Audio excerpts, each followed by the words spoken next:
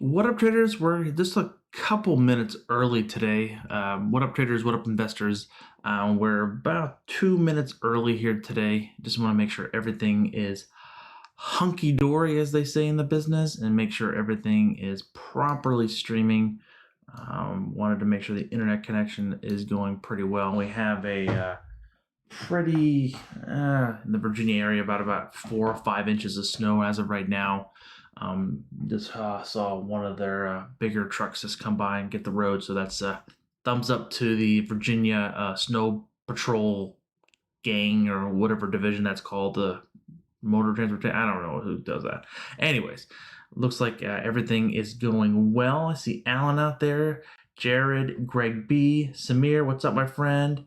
Let's go, says Trees. Yeah, let's go. Let's have some fun. As of right now, the market is kind of somewhat bouncing back here a little bit. Yeah, it's nothing. The numbers didn't come in crazy selling off. So that's always a good thing, right? That's definitely, I don't want to start up Friday and can be completely down. But it's Sunday night, so not a lot of things could happen. So let's kind of look at some of these charts here just to start off here to make sure my big noggin is out of the way here. Looking here directly at the S&P 500 as of right now. Of course, this is, again, if you were kind of underneath a rock and haven't watched the market for the past week or so, especially the last 2 days, with the GME or debacle and everything, we've seen a little bit negativity in the market with some pullbacks and very severe levels here. With this being said, here on the S&P 500 on the daily chart, we have broken past the 50-day. We're finding maybe some life here on this particular Fibonacci retracement here around the basically around the 3,700 range. Where we're currently sitting at, with a very kind of a steep candle down here. We'll see on how this overall projects out. We'll see if this could be any kind of aggressive movement here. We're gonna make this a little thin, so it makes it. We're gonna actually make it a little bit more welcoming as well. We're gonna make it pink, so it's kind of friendly, so it can potentially kind of break through that. With that being said, I'm not the world's largest fan of trend channels or trend lines, but I like to draw it just for some entertainment purposes and just have some fun there. What's up, Bets? What's up, Brian? What's up, David? Samir, Chris, what's up, my friends? Ben, wow, you guys are coming out strong today. I appreciate it. Zachary, how you doing? This is awesome. Alan, of course. This is, yeah, very interesting to see. We're only down 6 points. The NASDAQ's down a little bit more here. Once you kind of look at the relative movement here, we haven't really broken past the 50-day on what's up, Makeshift, the 50-day here on the NASDAQ, like we saw with the S&P 500. So basically, not saying that the S&P 500 is more likely to pull back or more heavier. It has seen a little bit further of a retracement, but it has not also been flying as hot as the NASDAQ. Because again, the NASDAQ is the larger composite of a lot of tech stocks and a lot of heavy growth stocks, so it really drives up the market. It's been insane. Josh, Daniel, what's up, my friend? How you been? Yeah, long time no see. Hope all is well. This is trying to pay my student loans. I just saved 10K. What should I buy? I would pay your student loans first.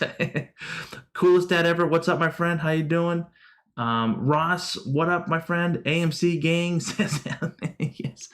AMC is on the board, isn't it? A lot of people have been talking about it. Interesting one with the amount of short volume coming into that one as well. So looking at the NASDAQ, since they're both kind of trying to pull higher here. It is Sunday evening. Really want to see this closer to 9 to 9:30. Excuse me. They're coming into 9-ish time frame in the morning tomorrow, and we'll really see on how things kind of go from there. That's definitely what we're looking for to really kind of give the move unto. And of course, tomorrow's Monday. It's the very first day of February. So with the overall movement that we saw just in January. So if we look here in the NASDAQ, where's January 4th when we started out?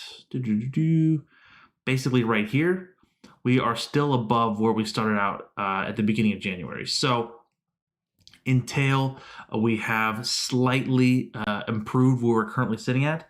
So if you're anything familiar with that, we're seeing from the wonderful book of the Stock Traders Almanac with the January record marker we're looking at for this to potentially be somewhat of a flush potentially. With February, historically speaking, there always is some kind of a pullback into the mid of February, into the end of February. So just be mindful that we could have already seen that. Who knows? None of us have a crystal ball here. So yeah. Let's go ahead and just kind of jump into some stocks. Looks like a lot of people have already posted a couple things here. Let me kind of just say hello to make sure I said hello to everyone who entered the room. DTFZO, what's up, my friend? Will, thank you for the kind comments. I saw a lot of AMC. Well, we can just kind of have a field day with AMC. Again, with these very intense, you see me rolling up the sleeves, ready to put in some work, you know. Got to click the mouse and keypad on the keyboard. With AMC, of course, this thing has been absolutely astonishing moves here we're seeing here. Basically, just a couple weeks ago, it was basically $2, rocketed higher up to $20. Looking at this on this really intense weekly time frame here, it's going to be very difficult to look at these levels here again. We came in from that. Okay, this is a weekly chart, so I'm really kind of looking at some price targets that we can really see to kind of play through. With AMC around $20 from that was way back in October of 18, and now we're seeing it all the way down here in 2021 around the $2 range. We saw that substantial move higher here. We had a lot of resistance on the way up here around that $14 level. That's a Fibonacci number from the previous swing high to low. So 14, if it doesn't break 14, it's not going anywhere. It needs to break and close above 14. That if it raises and gets above, closes on a daily side above 1352, because again, once we go back to the daily chart, look at that. We're seeing a lot of that movement in that 1350 range, just continuous movement. The only thing that I'm kind of seeing here on the chart directly is that we're seeing the candle wicks get a little bit tighter here. Again, tighter by being literally like a $10 wide strikes here, or $10 wide candlesticks. We're getting a little bit tighter capitulation. It's tighter capitulation at a higher level than it was the previous day. So in true trend fact, this could be potentially trying to move higher here. We do have some short-dated support around $9 though, but anything can happen in this market, folks, ladies and gentlemen. But if it breaks and stays above $14-ish, we can definitely see it potentially up $20 there, up to the $20 price target. Carl, thank you for the 99 cents. I appreciate that. I appreciate that. You're looking for SNDL. Yes, that is definitely one that we have talked about a little bit here.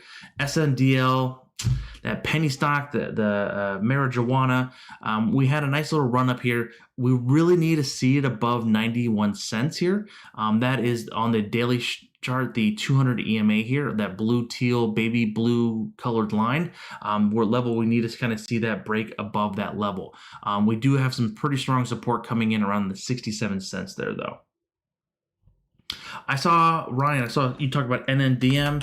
NNDM, of course, this is one of ARK's favorite positions, and they have talked multiple times about on their weekly commentary, as well as to looking forth there. With this being said, this has been kind of coming off a top here. We talked about some levels here around 1678 being some very tight targets to that level. But that being said, here we could see this in the short term come in around that 1384, which is the 8 EMA here. But that being said, a pullback, Ryan, I think you know this already, would be potentially coming to that 1190 to the 1140 range, which is kind of right around the 21 EMA where we're currently sitting. That being said, the IV, so these options are pretty highly priced due to this pretty rambunctious move that we've already seen in the stock here, and really looking for maybe some consolidation, waiting for the moving average to kind of catch up. Really going to be tied to the overall market because, again, let's be honest, things are kind of a coin flip right now on depending on how the market reacts to certain key aspects. So yeah. Okay, there's a lot of folks coming in here. Alpaca, what's up, my friend? I did see your message, Alpaca, on Discord. I just haven't been able to watch the video yet, but it is on the queue.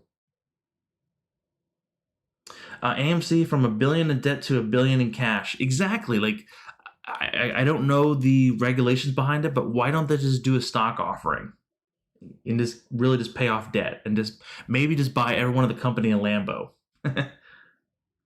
TLT, please. Alpaca's asking for 212. That's a weekly though, so be careful of that one. So yeah, TLT. You're really gonna be looking at this maybe to try to come higher here. I don't know. I guess you're going long, right? With the calls, unless you're selling those. We do have some support around 151 to 150. With this a little bit of the pullback in the market, we had a little bit movement higher, but it still hasn't really come into fruition there on the TLT because of it just hasn't. The bond market is basically somewhat blah because of interest rates and so forth, and this equities being a really true growth in a lot of people's portfolios. That being said, we really want to see this if it wants to kind of break out because it has not been able to get above the 21 EMA for quite some time. You can see here Alpaca where it kind of pops above the 21 EMA, but it never comes and gets back down. So this one potentially, if the market drives higher or the S&P 500 or NASDAQ, we can easily see this down maybe below 150 to 151. What do you think about RPF?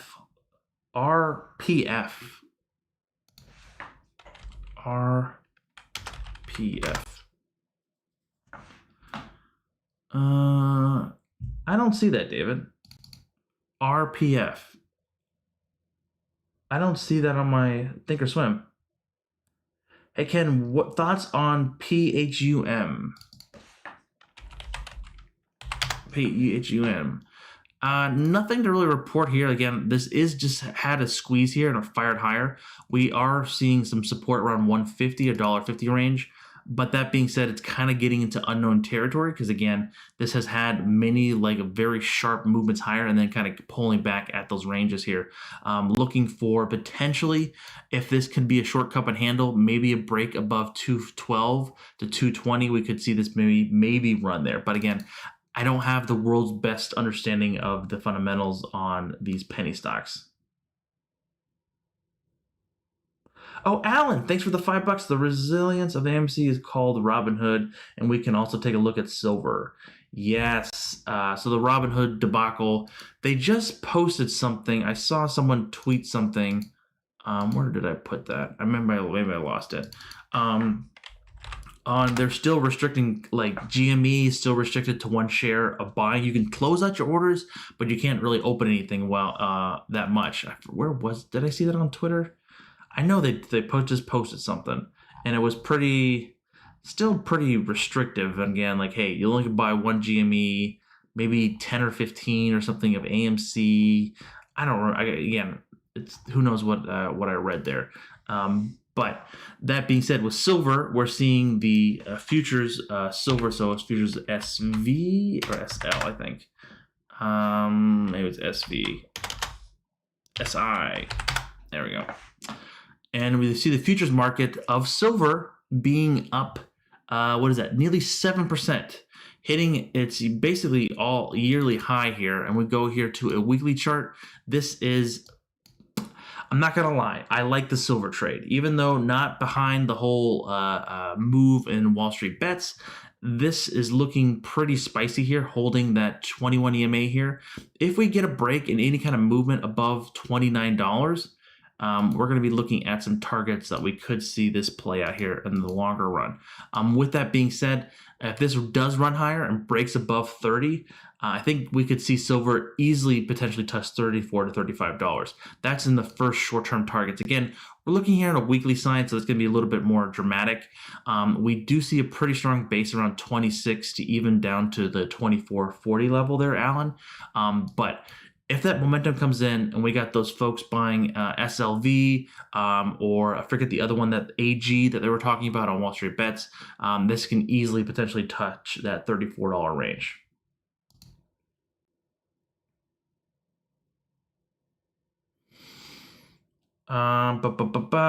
Rick K. Robin Hood, Alan. VXX, please. The VIX is very hard for me to give it a really good analysis on. I really do apologize. I can give you a quick look, but the VIX is just so timely mannered here on really just whatever the fear gauge in the market is. That being said here, if we do get a pop in tomorrow, that really, again, it would be a drag in the overall market, potentially buying opportunities. If we get a substantial drag lower, if we get the VIX to pop up well above $23 to $24, that could be a significant sign to kind of lighten up or maybe not enter any kind of positions that you want to hold for short-term swing trades, and be mindful of that. Kev T, hey, MSFT, please and thanks. Yeah, we can look at Microsoft. Microsoft, fantastic earnings without a doubt here. Hit that very first Fibonacci level, which we talked around, was around $243.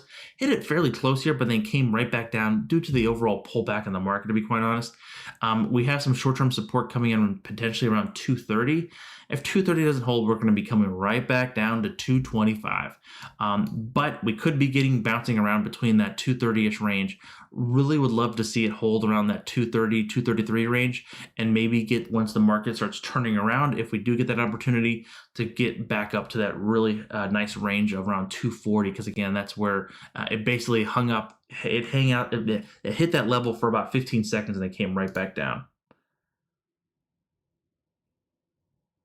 Oh, they did 300 million shares? Well, good for them, right?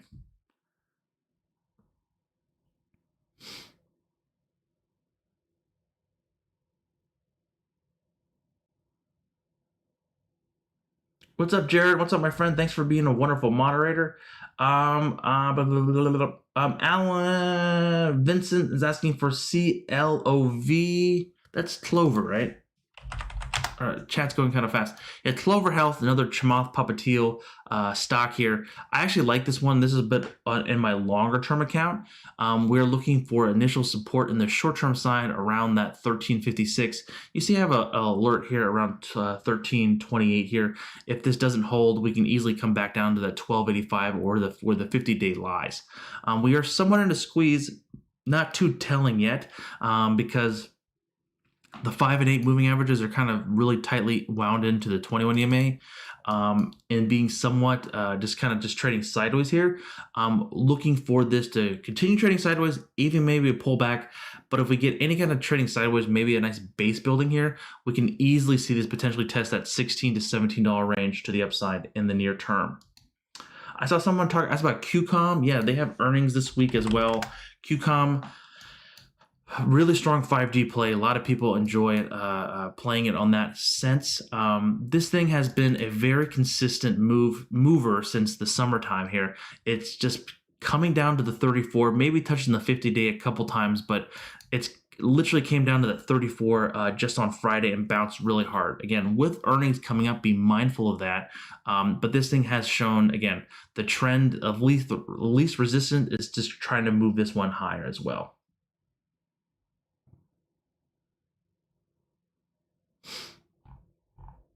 So hopefully that was educational.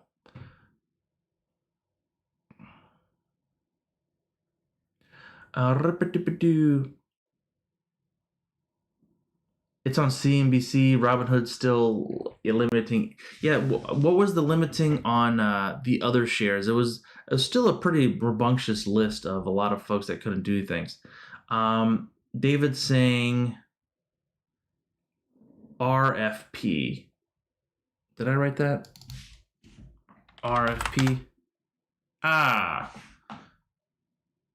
I love it. That's a beautiful looking chart there. Wow. David coming clutch again. I have no idea what they do, but this is a beautiful looking stock. We do have earnings coming out on the 4th, though, so be mindful of that. But yeah, this is a beautiful looking trending here. Maybe a short-term cup and handle here. If we get a break above 850, that could potentially run to the upside, but we have some short-dated support around that 750 to the downside. I saw someone ask about Val. Yeah, I like Val as well. This again was like a very large move in a very short period of time here after its first earnings, but now it's kind of been coming down pretty substantial here with the 5 and 8 crossing through the 21 EMA, kind of bouncing in between that 50-day and the 55 EMA here, potentially looking for this to kind of rebound here. My only worry is that you see the 5 and 8 moving averages, they haven't started to curl over here. They're still somewhat aggressively pointing to the ground here. So we could, if we don't hold above the 55 EMA here on $16, we could easily see it come back down to around that 1561 range, which is a previous Fibonacci number there. But that being said, really would like to see this base here a little bit before I jump in with some capital.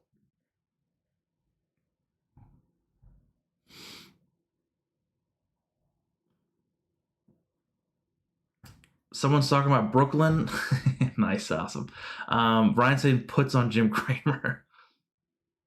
Also been killing it on MNLS. Wow, this is a nice setup here.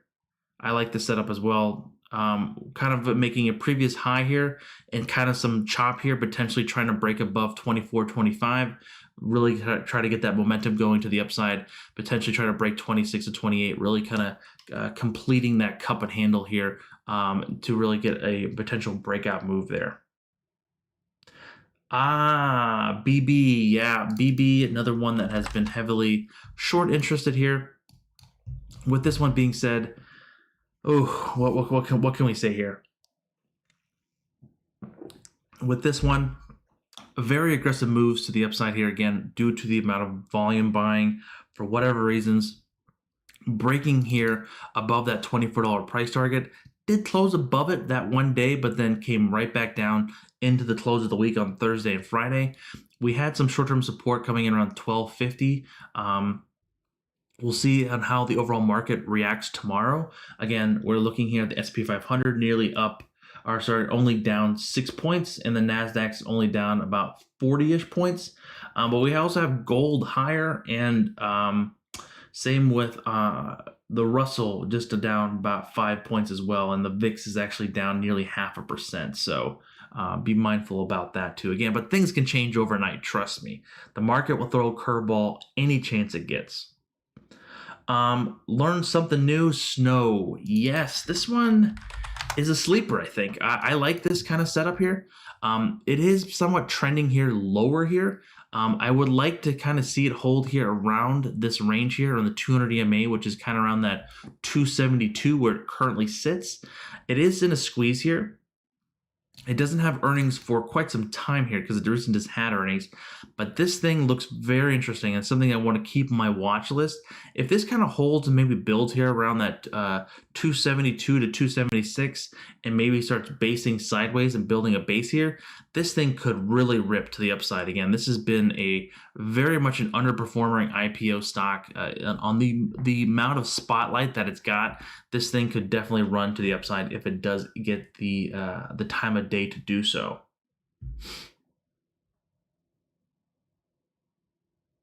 Hey, long-time viewer, I've been hoping you're able to do well. Hope you're over the next month. Do you think this is the beginning of a pullback? No, I don't. Again, it's hard to think. It's looking at the understanding of if we do get a pullback. I think this definitely was a pullback overall in the market, as you can see here, because again, we really kind of broke the trend, the short-term trend, which was the 21 EMA and the 34 EMA. It is a pretty significant pullback because we basically dropped nearly 5%. So it's somewhat of a pullback slash small correction, doing air quotes. with about a 5% pullback, which is somewhat healthy for the market. It flushes out weak hands, but the whole movement of the GME and the AMCs and the halting and the limiting of restrictions on trades and things like that, I have never seen before in my life. So it's going to be really hard to put that on the effect in the overall market. I think in the long run, everything will be fine. That's how everything in the market works. But that being said, in the short run, we could get some chop without a doubt. So I'm going to talk about Airbnb, asking from Ben. Airbnb. Oops, I spelled that wrong. Airbnb. There we go. Yeah, brand new IPO, hasn't even reported a single earnings. As a publicly traded company here, we do have a short-term support coming in on the parabolic SAR dots around the 178, even down to 174, 175. We do have some short-term support coming in there. But the trend is still trying to kick us higher here. If we start breaking below these two levels, that's when we're going to be coming in for some downward support there.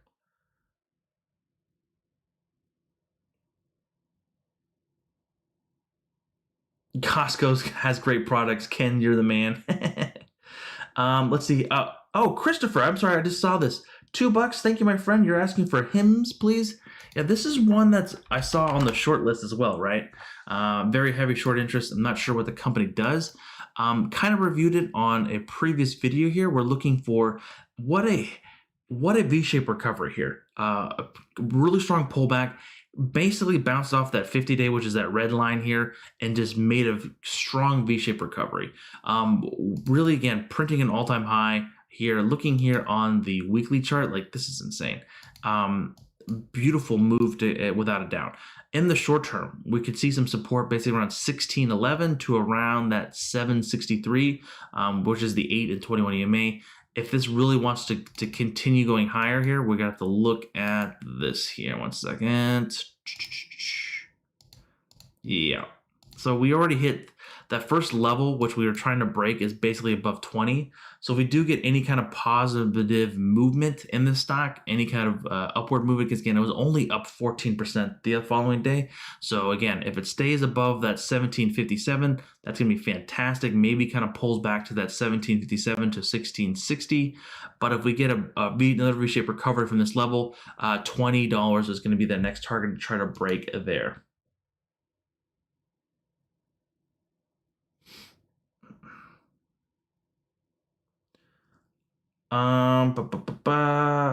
Okay, IPOE, IPOE, I saw bets. Yeah, IPOE, a lot of people are getting behind Chamath. They're like, hey, IPOE SoFi is literally potentially going to be taking some clients from Robinhood with their trading app. I am going to be trying to get an account as well with them to see, just kind of look at it. With that being said, we bounced off that 21 EMA super hard here, bets. With a very strong recovery here, we have some short-term targets around $26 to $28 if this continuously prints higher here, which I don't like to say I think it will. I think it really has a lot of momentum behind it, and I think it could easily reach those targets without a doubt.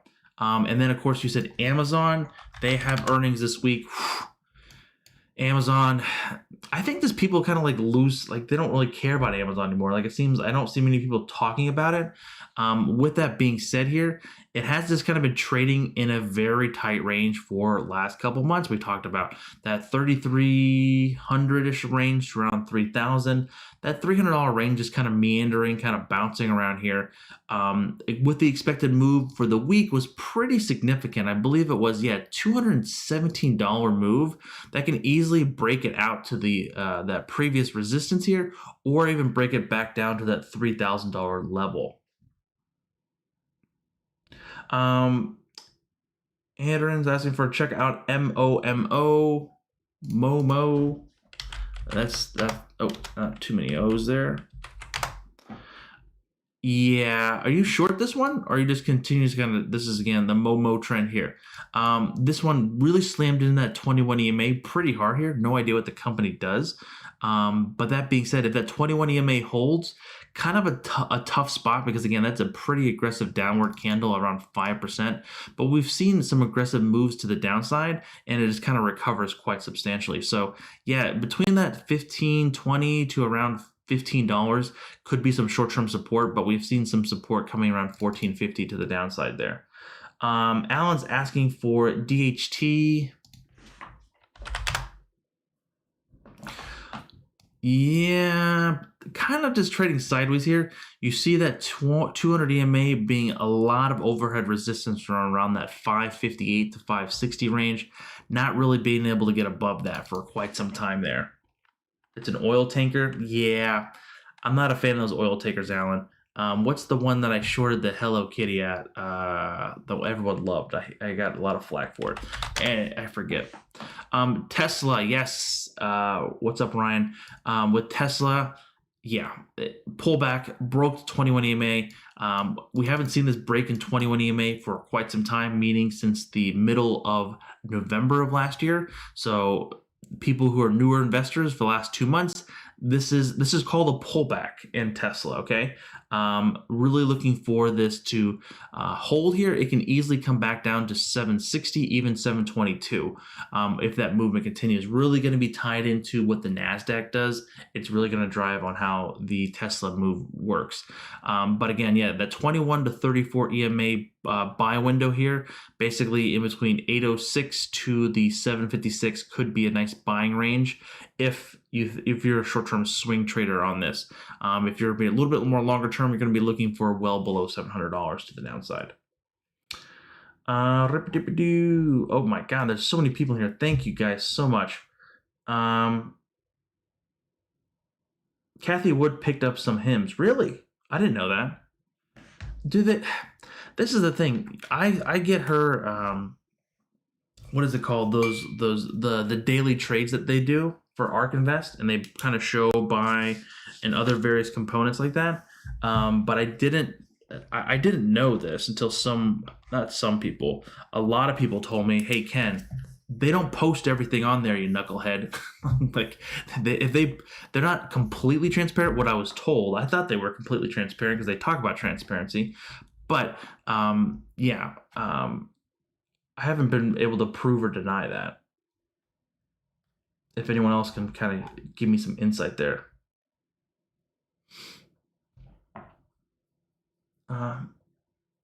Yeah, GTA. Yeah, Amazon definitely needs to restock split without a doubt. I think that could really, lack of better words, reignite the fire.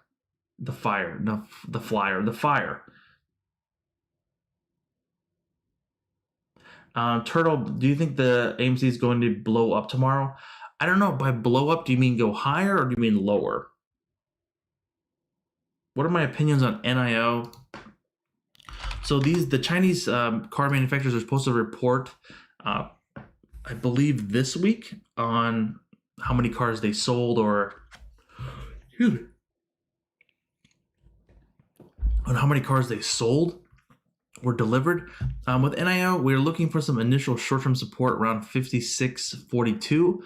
If we do get a break of that, we're going to be saying hello to $53. But that being said, we've seen this kind of like $57 range kind of hold for some support in the short term and kind of bounce around here. If this does rip higher for whatever news on NIO, again, it's a Chinese-based company, so be very well aware of that. It could rip higher well above $62 easily. Speaking of Chinese companies, I want to talk about Alibaba. Of course, they have earnings as well. They have on Tuesday morning, right? Yeah, before the market. Alibaba, this is a coin flip. I wish I have a coin here on my desk and I would just flip it. It would literally be a bull and a bear and then boom. I need to print one of those out. That'd be fantastic.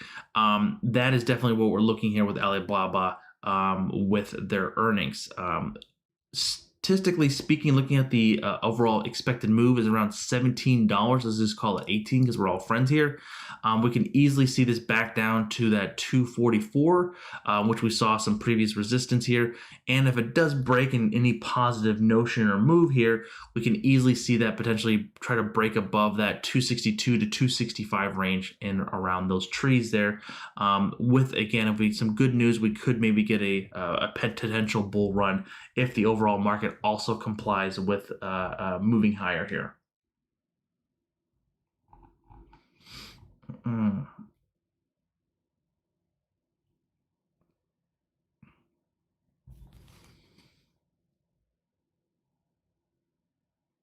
Asian Warlord says, I don't trade companies that take on too much debt and lose money.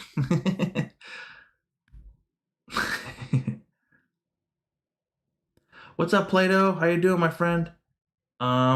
David's talking about CD Projekt Red. Yes. They've kind of, you're in that pretty heavily, right? It's kind of making a pretty strong recovery. It hit above that 200 EMA here around that 2288, but then due to the overall market pullback, kind of gave it right back here, down well over 10% here, but bouncing off of 5 and 8 EMA here. So this holds basically around that 22 to 22.25-ish range. Maybe to stop the bleeding here, but this thing has been very sporadic with multiple gaps downs and gap ups. So not really my favorite cup of tea, and especially something that has had a very choppy movement without a doubt. Luna saying NASDAQ crash. I don't know about NASDAQ crash. We'll see on how that really kind of plays out tomorrow here.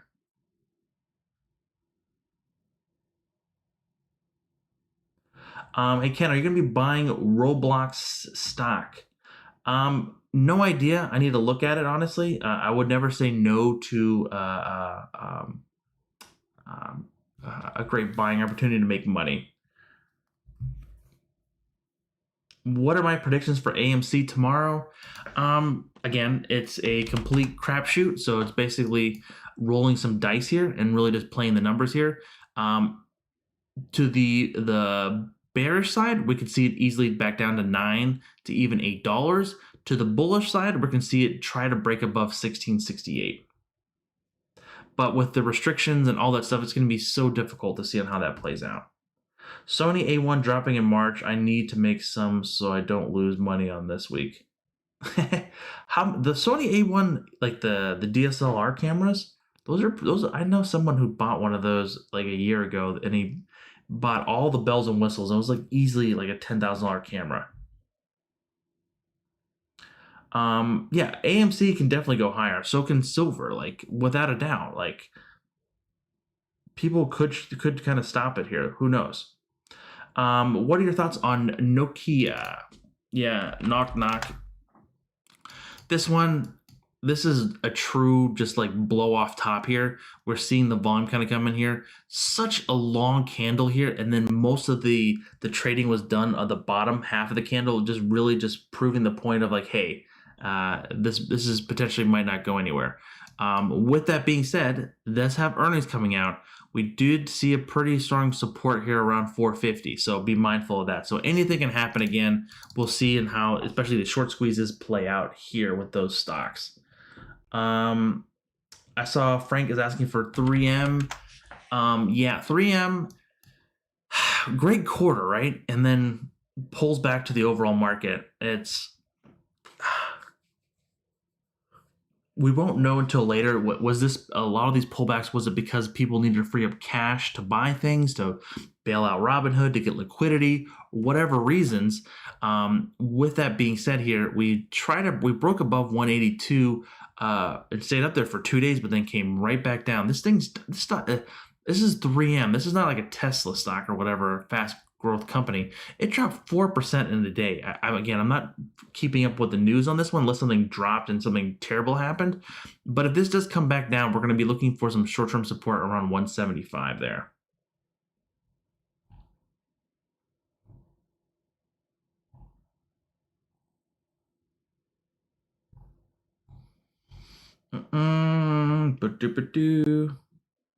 Let's see here. FUBO, yes, that was definitely one that we talked about quite a bit here as well. Again, this is one that's quite interesting because it's actually heavily shorted. I believe last time I looked at the data, they were talking about probably close to 66 to 67% short. Okay, but the thing about this stock, it's actually a high growth stock, and it has that potential to really blow off things for improving on earnings or just posting some fantastic numbers here. Very interesting. The options are extremely priced here at 99% IV. If we look here at the options tree, be very careful with this one, ladies and gentlemen. A February call for this week, okay? The 55 is going for $3.50 to around $2.95. That's pretty insane. Again, the expected move for the week is $12. The stock is a $42 stock. So this thing is going to have some volatility. So be careful if you're playing FUBO, because this thing will be bouncing around without a doubt here. With some looking at some price targets, really need to see this above $47 to $50. That's going to be a very strong price movement if we get that capitulation and a lot more volume to the stock. I actually kind of like this one. I am slightly in the stock with us in this company with stock. We have some initial support coming around $39 to $40. If this does bounce here, we could easily kind of see this rip higher to around that 53 to potentially test that $62 range there. So hopefully that was helpful.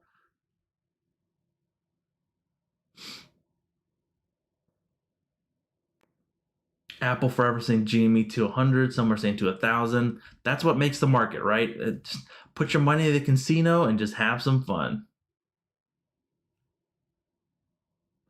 I saw AMD, I saw FDX, FedEx. Yeah, I haven't looked at FedEx in a while. Let's look at FedEx. Yeah, FedEx, okay. I thought this level would hold around the 144 EMA. It has not. It kind of did another strong pullback on a Friday, another 3% down, really coming into that 234 range. That's a pretty strong fib here, but if that does break, we could see it around that 227 to 228 to around that 200 EMA there. But this has pretty strong move here to the upside, but this is not really pulling back. The overall trend is still chopped down because, again, look at the 5 and 8. It's below the 21 EMA. The 21 EMA is below the 50, so that's still that negative notion to the downside or chop is still entailed for FD. For FedEx. AMD, talking about being a bastard. AMD, fantastic quarter, shot the lights out, pew, pew, and did fantastic stuff, but that son of a gun pulled back pretty strong here. So it doesn't mean earnings that matters nothing to a lot of people. It just, everything got thrown out with the kitchen sink here. With that being said here, we do have some short-term support around the $86 to $84 range. If this holds, that would be fantastic for my position. If it does pull back significantly more, we're going to be looking for some support coming in around $81. Again, that could be a little bit painful, but depending on how the overall market does, especially looking at the NASDAQ, this is the way that these heavier stocks that are larger exposures could be trading. KTOS, what's up, Tommy? KTOS, yeah, this thing had a pretty strong pullback here as well. Kind of broke past some levels. Very strong selling here into Friday here. If this does continue to sell off here, we're going to be looking for some support around $25.67 to $25. Which is a previous fib number as well from its previous high here, way back when here on the weekly chart here. But again, yeah, that higher 25 to the lower 25s would be that initial support to kind of look at with that chart here. If that does not hold, we could easily come back down to some further levels below $24. Excuse me. But these stocks have known to kind of make a V-shaped recovery. Again, this stock has not seen this kind of movement in some time because a lot of these stocks have been kind of pulling back here, kind of making a very short-term retracement.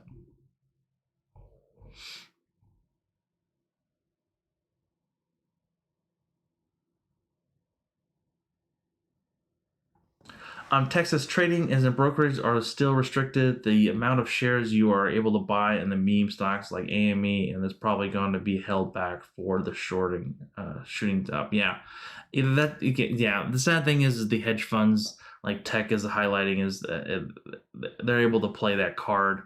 It's basically you're trying to play Uno with a hedge fund or these very rich funded companies, or so rich funded equity firms.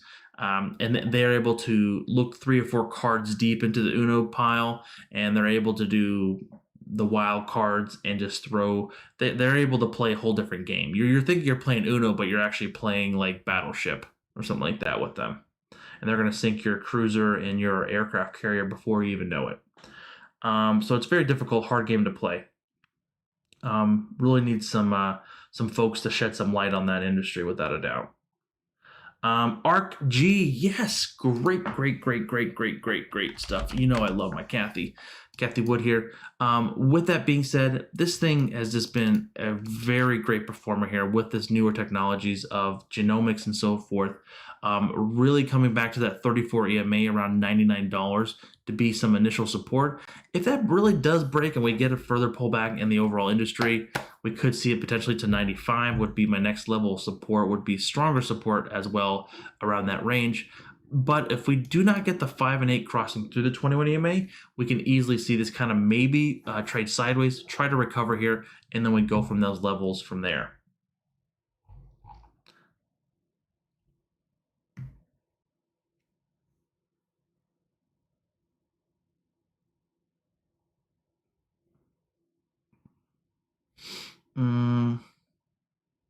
GME to 100,000.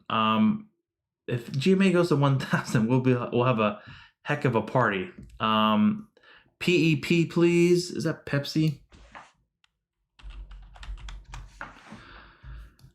A pretty significant movement down here with the old Pepsi here, going into, to be mindful, we have earnings on the 11th of December. Oh my gosh, the 11th of February here. We do have some short-term support around that 137 to 135 range, which we're kindly sitting at here. That has been significantly colonizing. I am terrible. I am tired as AF, folks. This has been very tight levels of support around this range here. If this can hold here, again, being mindful of earnings, so things could be bouncing around here as well into this. It has been, again, pretty significant downtrend, because again, you're seeing that 5 and 8 just really drive that price down. We have not really seen it kind of recover here and have the co-pilots kind of pull up on the yoke to maybe kind of stop that crashing plane here. Sun X, is Ryan is asking.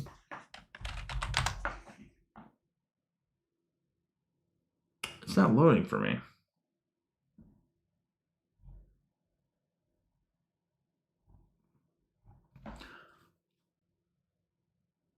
Alan, thank you for another $5.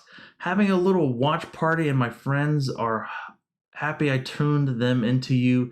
They, the pullback in Tesla and more, like to sell, to reload, to buy more AMC and GME. Thank you, Alan, for spreading the kind word. I definitely do appreciate that, without a doubt. Yeah, AMC, those stocks, AMC, GME, I know multiple people who've made 100. I know 2 folks that made over $500,000, and I've told them, I was like, please, Daniel, please just take some off, just pay yourself something, because a week, 2 weeks, 5 weeks, 5 months, 5 years, 50 years down the road, you need to pay yourself something. Like, please don't be a pig, in the kindest terms. Please take a little bit of profit. Just a little bit, because it's really going to hurt if that does pull back, and just really, and that's going to see, you're going to be, it's going to, what's that game when you're playing the last straw? You don't want to be the last person with the short straw. I'm not saying it's the folks on Wall Street Bets really have stuck it to the overall markets. It has gotten a lot of limelight. You're seeing Deep Effin' Value talking to CNBC and Fox News and CNN. Like, listen, boys and girls, like, people know who Wall Street Bets is now. Just look at how many subscribers they've added or followers in this the last week. Again, it's been hovering a little over 1 million for a little bit. They're well over 7 million now, I think, or something like that. It's been insane kind of moves. Insane. Again, people even know what Reddit was. I would get messages on the Discord or even on my personal cell phone, people calling me.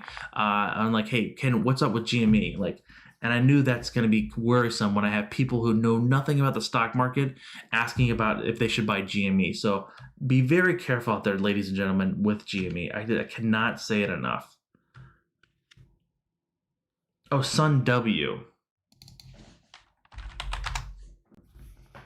Sunworks. Yeah, I'm guessing this is a solar panel play here, Ryan, because it involves the sun. This is like a SPAC. Oh, it was like a penny stock. Holy moly, guacamole. Kind of pulling back here. It has broken the momentum side. Again, has closed below the 8 EMA. So if this wants to kind of come back to around that 1465 range where the 21 EMA lies, that could be a potential buy target. We are seeing the momentum kind of slow down. You're seeing the volume slow down as well here on that chart. Yeah, very difficult to see. BNGO, yes. BNGO is definitely one people are going crazy about. This is insane. Like, we were talking about this one when it was like $1.50, and now it's $11 stock. It's continuously running that 5 and 8 moving averages. In the short term, we're looking for some support around $10.22. If it does pull back, we could see it even to 882 to around that 785, kind of falling into that range there. But the target to the upside is trying to break from above that $13 to $14 range. Vincent's asking for TTCF. This is tattoo. Oh yeah, this is the frozen vegetable stuff. Yeah, I don't know about this one. I'm a little hesitant on it. It has not really, it's multiple times this has not been able to get above $26 to $24. To be quite honest with you, if the 5 and 8 cross through the 21 EMA and starts breaking below these levels, I think this could easily come back down to $21, maybe where that 50-day kind of runs up there, to see this one to potentially kind of play around in that range. With a tattoo chef, I know this one has been, I don't know the short interest on this one, but as of right now, the IV is pretty high here in the options tree. So I'm looking for movement here, potentially to the downside. We do have a squeeze.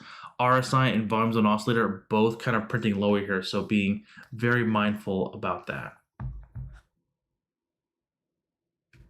Ryan said, I love some BNGO. BNGO 214 for me. Jarrett, wonderful trade. That's fantastic. Ryan got it at 420. Of course you did, Ryan. Oh, hey, thanks for the $5, Eric. Thoughts on SPAC IPOE? Who will merge with SoFi? Robinhood users should migrate to SoFi and invest heavily and increase SoFi's growth. So yeah, SoFi has a pretty great business model. Like, I was actually going to do a direct video on the next short squeeze looking at IPOE, because I think a lot of people are buying into this, not just because of the SoFi trading app, but also looking at the SoFi, who's leading the merger and taking it public.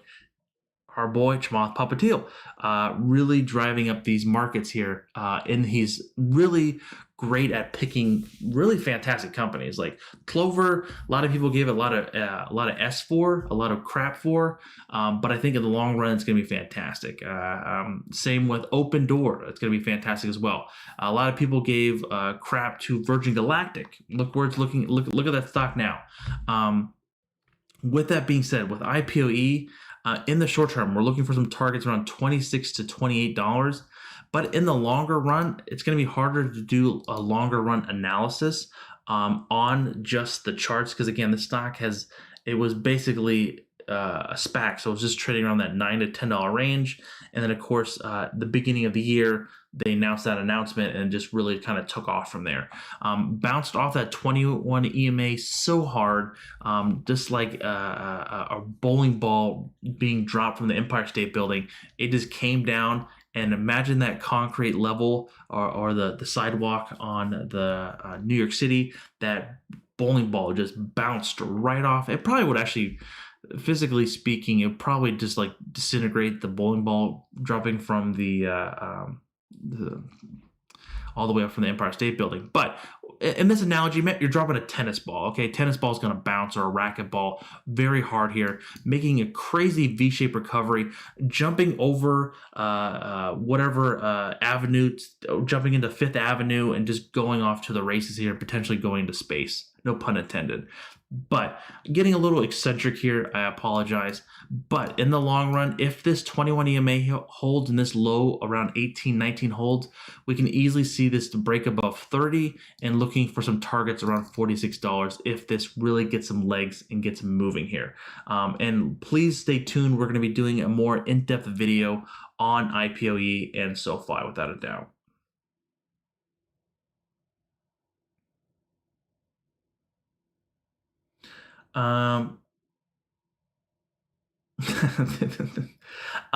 Chris is like, if you're short a stock, that means that you're bought puts, basically. But there's different parameters around shorting stocks. You have to pay like a premium, and there's not like an expiration date. Plato's saying ARK is in BNGO now. How do you guys know that? Like, do they? Please show me your knowledge there, Plato. How do people know that? Ryan saying he's in shoulder deep with ARKG.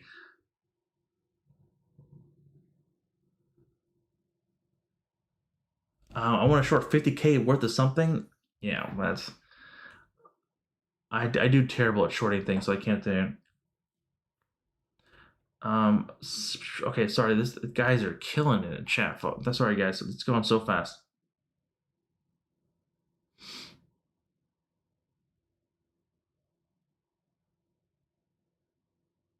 You sound like a dyslexic Barney Rubble. Oh, that's hilarious. Oh my gosh, you made my day. Thank you, man. That's Barney Rubble. Oh, that is hilarious. Oh, that is hilarious. Thank you, man. I needed that. Oh my gosh. We talked about SNDL multiple times already. But yeah. I'm sorry, I can't get over a dyslexic Barney Rubble. Oh man, that is hilarious. Thank you. What's up, Bets? MARA and Riot, please. Yeah, those are like mining companies, right? For Bitcoin. Yeah, these have made somewhat of a pullback here. Again, pullback again. They came to that 21 EMA here. Bitcoin is down just slightly, around 2% here. We are seeing again on support on MARA around 1759. That's going to be looking for a potential short-term support here. But this still was up substantially, but again, it kind of did pull back on to Friday here. Maybe making a cup and handle here, looking for a potential break if it gets above that $26 range there.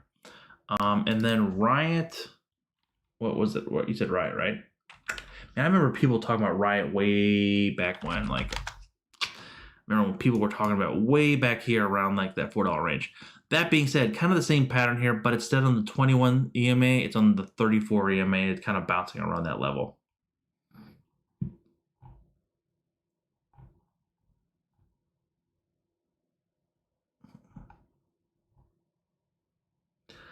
Greg B is asking for Tilray. Yes. That one has a special place in my heart there. Wow, this is really kind of nice little breakout here. really moving higher, still holding that 5 and 8 moving averages, maybe kind of consolidating and in this range around the $18, maybe waiting for the longer dated moving averages to kind of catch up there. But yeah, I'm sorry, I'm still laughing. I gotta watch a video of Barney Rubble here. I'm sorry. I gotta watch a video of Barney Rubble. I have to. This guy called me Barney Rubble, man.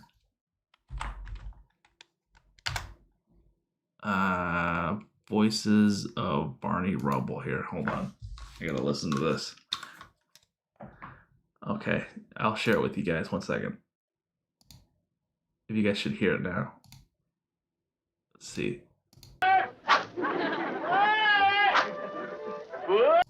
For Betty, that's what. Well, why should that make you mad, Fred? Because every time you do something nice for Betty, Wilma expects me to do the same. Wilma expects you to do something nice for Betty, too? Sit down. It sounds like someone from New York. That's hilarious. Thank you for that. I have to watch some more Barney Rubble stuff, but that is that really made my night. I appreciate that. Yabba dabba doo. Oh, that is hilarious. I'm sorry. It's gonna take me a while for her to get over that.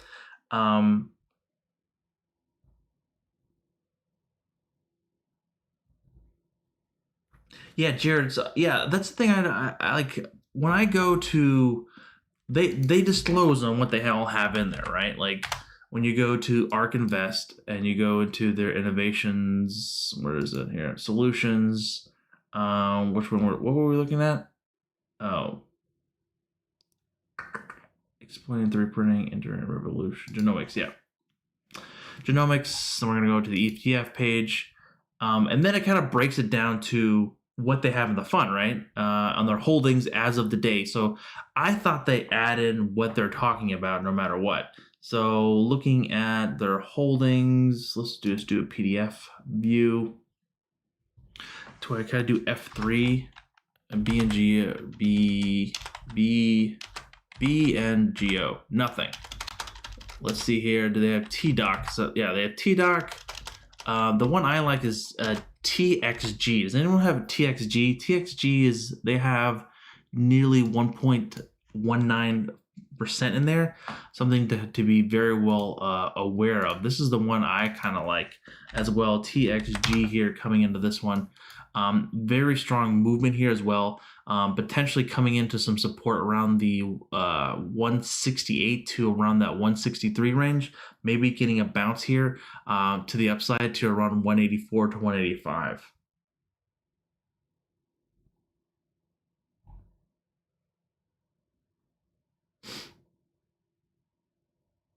Yeah, there's definitely a lot of chatter, Chris, about the short squeeze. Yes.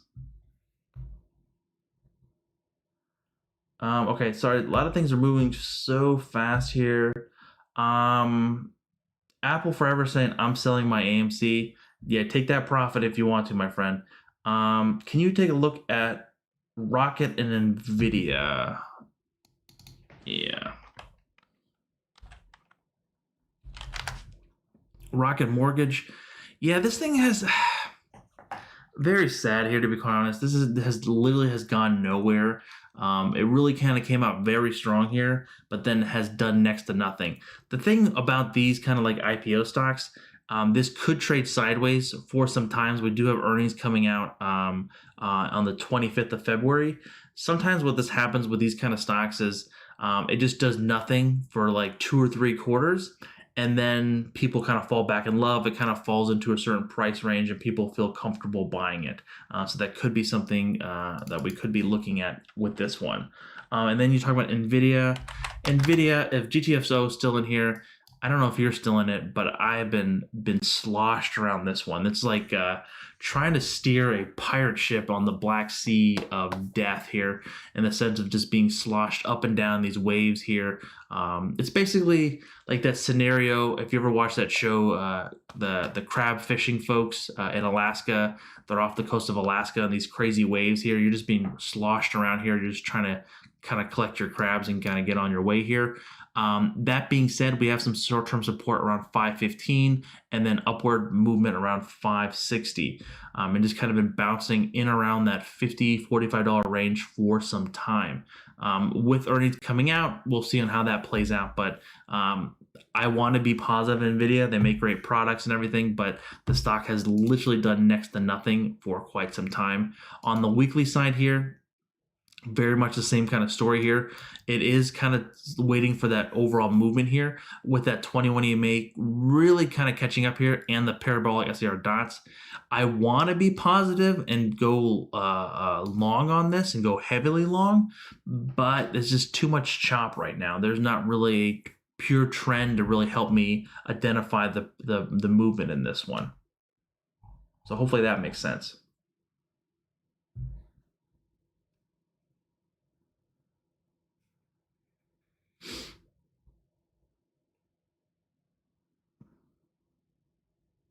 Yeah, Rocket is very heavily shorted, and I think it was on the restriction list as well, if I remember right.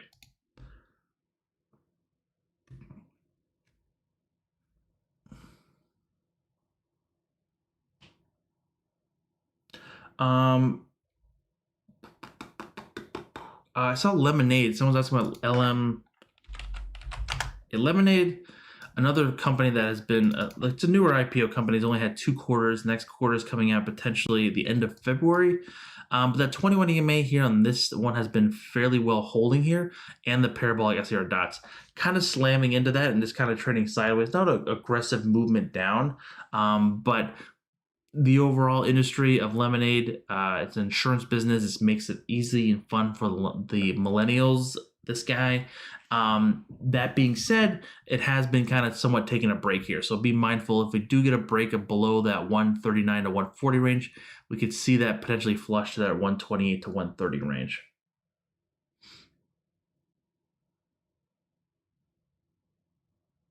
Oh, you got out of NVIDIA a couple, yeah. It's been very annoying to watch. Very annoying. Chris, yeah, can you look at GM Sono CRN for me? Yeah, GM. I like GM long term. I own some leaps in that one, Chris. Luckily got into it before here. We do have earnings coming out though on the 10th of February, so be mindful of that. So the 10th of February would fall into this weekly expiration. So we're looking for about a $6 move. We're currently looking at, so that could potentially put us back to that 34, even 50 SMA here. But to the upside, I'm a little bit more positive here, especially with their expansion to the EV market and really kind of taking that on full steam. Would like to see this maybe trade sideways into earnings and then get a nice earnings announcement and break above that $55 range, just and just fly higher from there, like that sound effects. SUMO. I don't know what this does.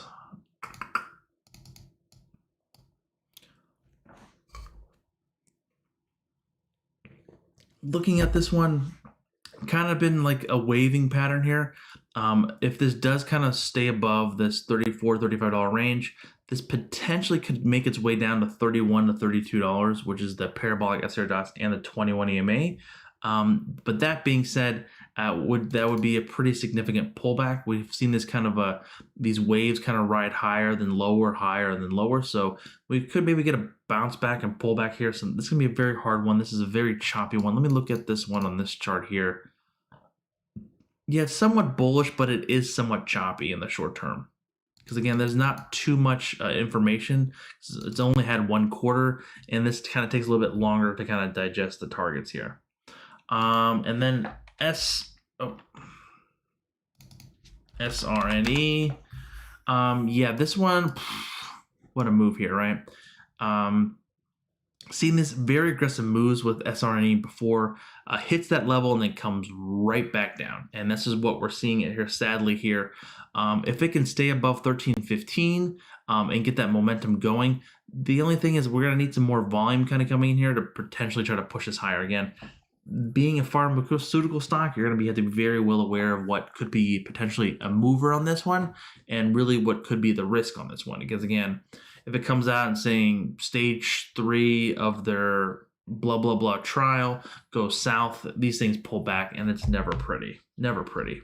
I promise you that. Oh, it's a cloud stock? Okay.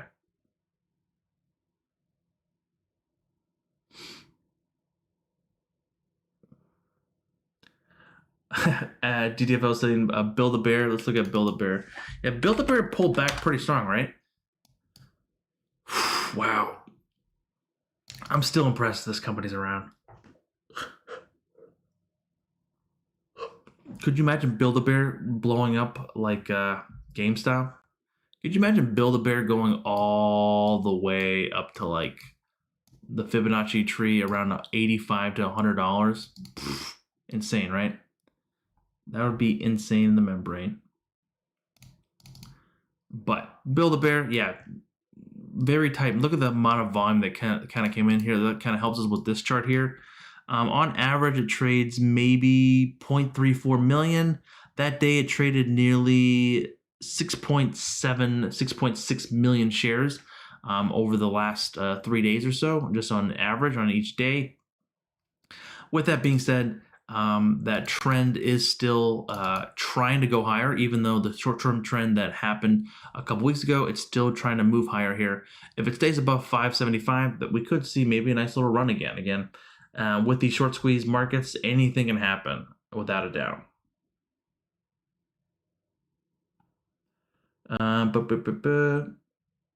Yeah, vaccine news was not good with J&J. I own J&J in my long-term account. That was not a pretty move. Asking people a lot, asking about the silver. Yeah, SLV, again, silver. We have some targets tomorrow coming in, potentially around $27 to $28.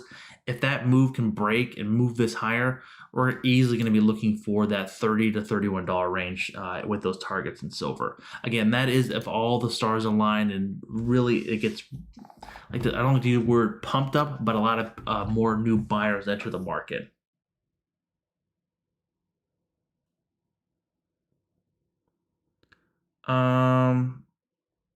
GBDC, yeah, that's another Bitcoin play. Oh, why is this not typing?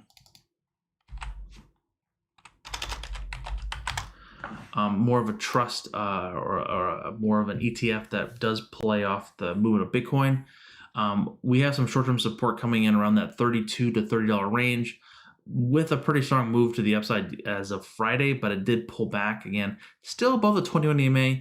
If we get some movement with that 5 and 8 moving averages to kind of break through that 21 EMA, we could easily see this right up to that $40 range once again. But just look at the Bitcoin futures, and again, we'll see on how that one plays out. But the Bitcoin futures right now, we're really trying to stay and break above that 34,000 range, 34.5-ish range to potentially try to break out here.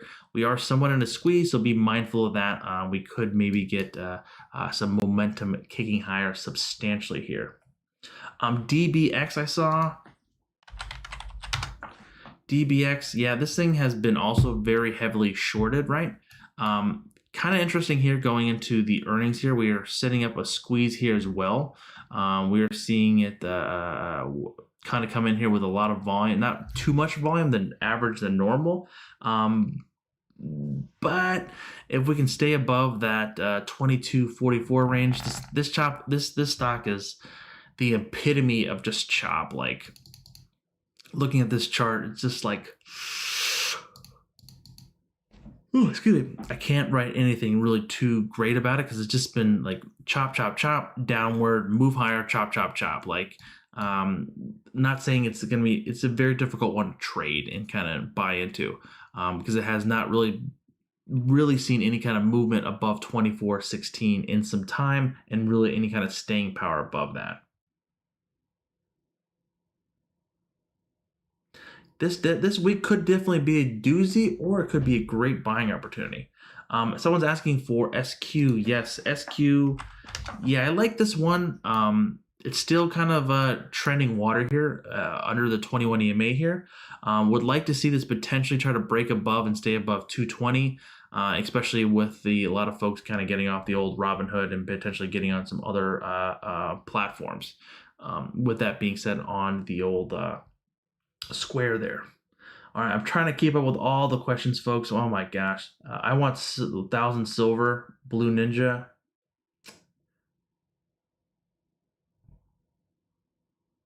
Okay, it looks like, oh, Angry Frog, new subscriber. Great analysis. Run with the Fred thing. Your thoughts on DBLS on OTC? Yeah, hopefully that's not something. Yeah, oh, I'm sorry, Angry Frog. Like this one, insane moves. Like look at this. If I just took away the movement here of just the penny stock side and things like that, just look at the 5 and 8. The 5 and 8 is still trying to carry it higher here. That is something that I want to be very careful about. I know a couple folks in here. I think Jared is pretty confident and pretty capable within the penny stock stuff. He might have a better understanding of this particular stock and no more knowledge about it.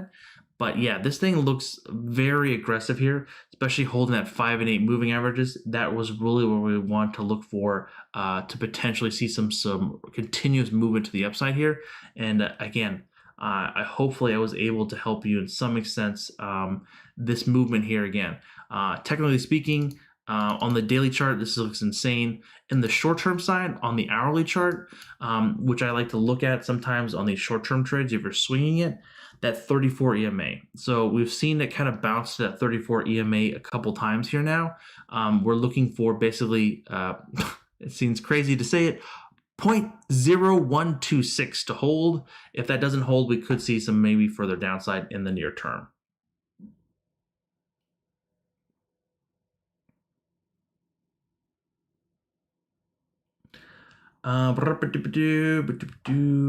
No snow in Texas. Hey Ken, thanks for doing these expression breakdowns. You're the man. Thank you, Trader Joe. D nice Ken, just smash the like button. Thank you. Hoping to get a ticket read. XKY. XKY. What is that? XKY is not loading for me. D nice and XLY. Oh, XLY is SPY sector, right? This is comms communication sector. XLY comms, XLY stock this is like Facebook and stuff like that, right? XLY stock falls under. Let me see here. I'm just loading this up, so I gotta get my Barney Rubble memes out of the way here. Yeah, this is consumer. Oh no, XLY is consumer construction. So this is going to be coming into what's their biggest holding here? How do they not do this silly gilly stuff here? All right, yeah, it's Amazon, Tesla. Tesla's in this stock. I didn't know that. That's actually good to know. I learned something new today. Thank you for that. That's awesome. Okay, I didn't know that. So I didn't know Tesla was in the XLY. So XLY, what I'm looking at is right here. So XLY, the consumer discretion ETF here, the largest weight is basically Netflix and Tesla. Okay, so nearly, what is this? 40% of the ETF is tied into Amazon and Tesla. So if you want to trade Amazon, Tesla in a safe way, buy XLY. So that is a very great insight. Who was that? D nice. I appreciate that. That being said, we're bouncing off pretty hard off the 50-day SMA here, which is basically around the 160 range. If we do get a bounce here and maybe get a strong recovery, we could easily see this kind of stay and break back above 163. But that being said, this thing has been a very nice trending stock and has kind of pulled back a little bit in the meantime. But that being said, yeah, this is a great looking trade. Be maybe a little bit more patient on it, and maybe could add a position around that 160 range. So thank you for bringing that one up to my attention. I actually need to get into that one. I like that one. I didn't even know Tesla was such a large position in that. Wow, learn something new every day.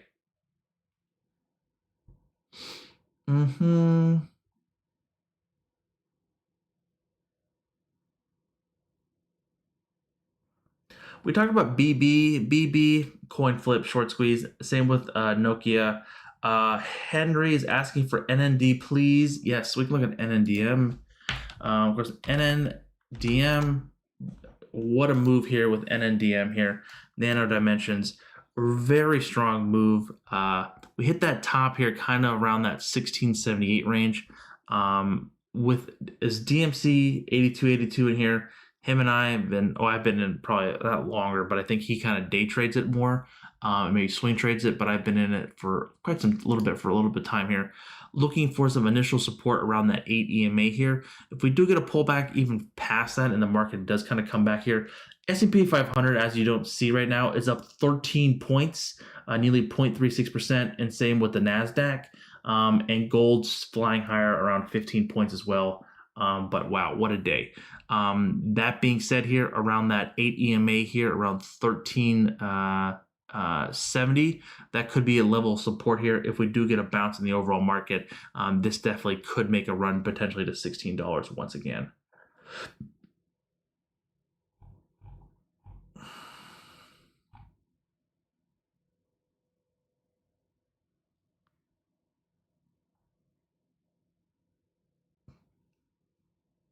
$40 inches of snow annual here. Wow, that's a lot of snow. Was NNDM on the short squeeze or anything like that? I'm in like on the short list of a lot of things on like restricted trading. I don't remember that. PLTR, yeah, another stock that wasn't restricted in any ways, but it has been a very strong stock as well. Really breaking above that $33 range due to its demo day, and now we're seeing it kind of meander, kind of bounce around here. Maybe try to stay above that 33.50. If it does, that could maybe kind of consolidate the prices and maybe get that next nice move higher from there.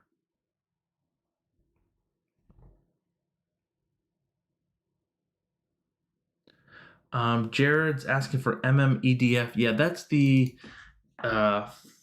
what's the LSD one, right? When is this one adding to the NASDAQ? Because that's one I can be able to trade up via Tastyworks. Yeah, this one, very choppy here. We had the very large explosion move higher, hit that $5 range. Coming back down, kind of holding that 21 to 34 EMA here. A little choppy here in rough waters here. We do have some initial support coming around $2.80.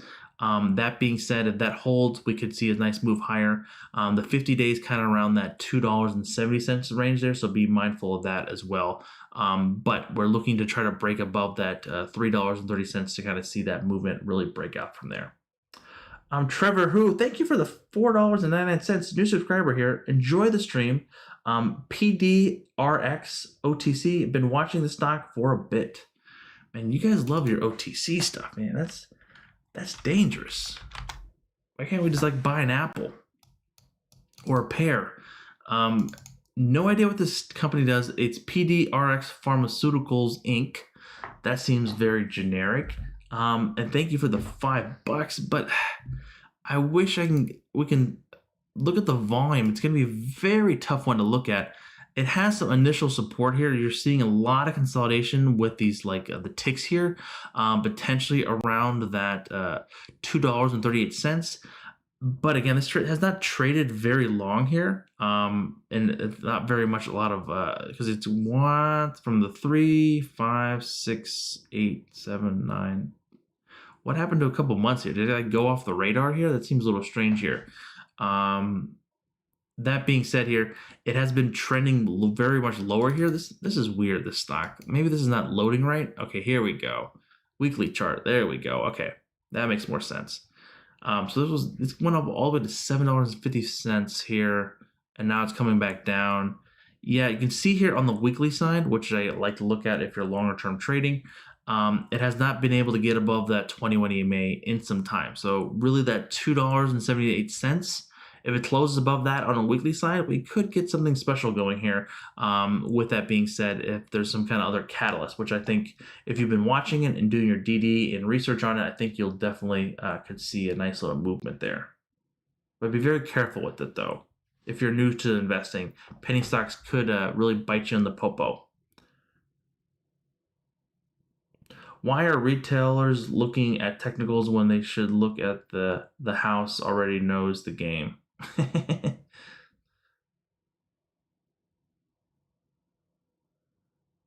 CCIV, yes, I like that company as well.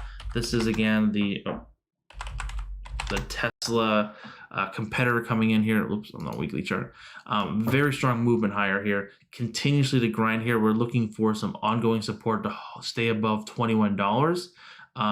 We're looking for this to move higher to try to break above 27. But again, this thing has had a lot of momentum behind it. A lot of folks been moving it higher. It has been on the restricted list as well. So this is something to be very well aware about on the sense of the restriction list. Again, I've been trading stocks and then trading options for over I've been trading options for 5.5, 6 years. I don't even know at this point. And trading stocks for over 10. And I've never seen a time where certain platforms or clearinghouses are restricting stocks. So I still don't understand the full term effect on the overall market on that certain privileges of things being stopped or selected to be stopped. So I'm a little bit worrisome about that as well, to kind of keep that into perspective.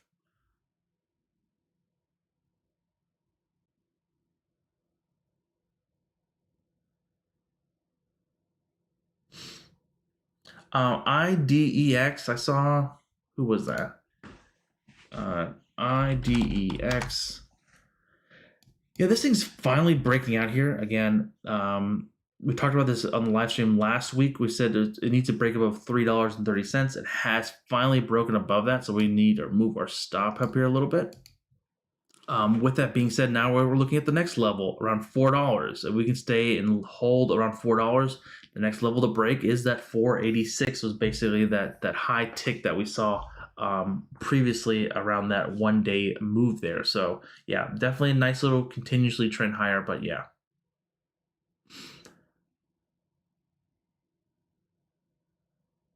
What's my thoughts on long-term airline companies like Canadian companies like Air Canada got so much of their favorable loans compared to US? I don't know. I don't know the complete fundamentals of the airline industry in the sense of their debt to cash ratio to all other various components of that. With jets is what I'm going to be looking at, kind of comparing the overall airline industry. It has just been super choppy here. And if we do not stay above that $21 range, we can easily see this break below $20 again with the Jets ETF. What's up, Brian? Looking at Net. Yeah, Net, again, love this company as well. Has been in a little bit of a choppy market here. Broke past the 50. We do have a squeeze. The only thing I'm a little bit concerned about, we do have earnings coming out. So earnings could be a particular driver, of course, with the coin flip. That earnings date is on the 11th. So not this week, it's going to be the following week with that. Initially, with some short-term support around $72 to $73. So if we can stay above that range, we maybe have potentially a short-term earnings run. But I'm not going to be holding calls or anything on this stock going into earnings.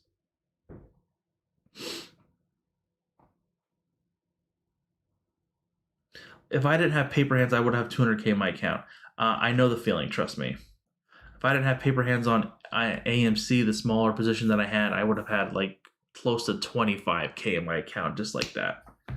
But this is the game we play, right?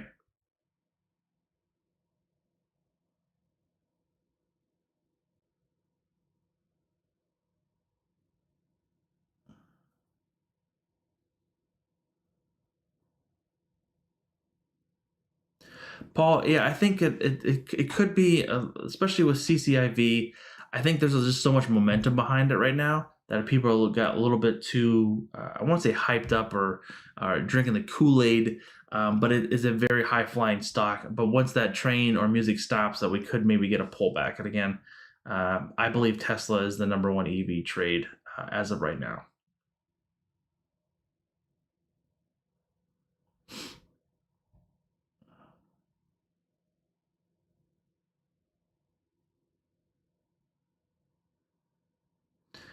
E-Machine 310, told you, Ken. I was all in on AMC. Hey, hopefully you were able to capitalize that, my friend. Matthias was Fish. We looked at Pepsi. It kind of was not looking too pretty here. So Pepsi is PEP. Nice dividend stock, but this does not look too pretty here. A very aggressive downtrend here. It has not held that 5 and 8 moving averages, and the 5 and 8 have not started to curl over. So we're looking for a pretty strong movement here to around that 137-ish range. If that doesn't hold, we can easily see it back down to like the 134 to 135. Daniel Kim is asking for X. That's US Steel, right? Again, another aggressive move down, but guess what? It hit that 50-day, which is that the little red line there, and we're looking for that potentially to bounce. Earnings is out of the way here, so now kind of can get some consolidation going here. That being said, we do have the 5 and 8 moving averages through the 21 EMA and potentially trying to go past the 34 EMA. If we do get that undercut, we could easily see it potentially test that $17 low and even try to roll even more. But that being said, we do have some pretty strong support around that $17 range if we do get a bounce coming into this week or whenever, or even tomorrow. That being said, that $21 range is something that we could be looking for. Ken, what is your take on the hedge funds versus Wall Street bets affecting the market? There was a clear market drop at the end of last week, so wondering what are your thoughts around that? 100%. I think that a lot of the larger hedge funds had to sell their positions or their other shorts or whatever other positions they had in their portfolio to protect themselves and really create cash and liquidity so they can continue to hold GME, because the way it works, once you kind of fall down the rabbit hole, aka the black hole, that movement within GME just can really ramp up, like insanely ramp up with that move here. Again, just when GME, this stock was just about 1, 2, 3, 4, 5, less than a week and a half ago, was trading around like $36 to $35, and then an all-time high it hit 486. And after hours trading, it hit 513.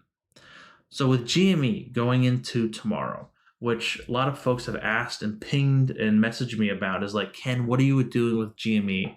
I said, I bought a couple shares on Thursday, sold them on to Friday pre-market with some strength in them, and I just got out. It was just a nice little simple trade. I proved to myself that I played GME. I could tell my grandkids that I did play GME, and I made a little bit of money on it. But that being said here, in the interim of the 1 hour chart here, that 34 EMA, which that solid orange line, has been somewhat of consolidation for the move in the stock here.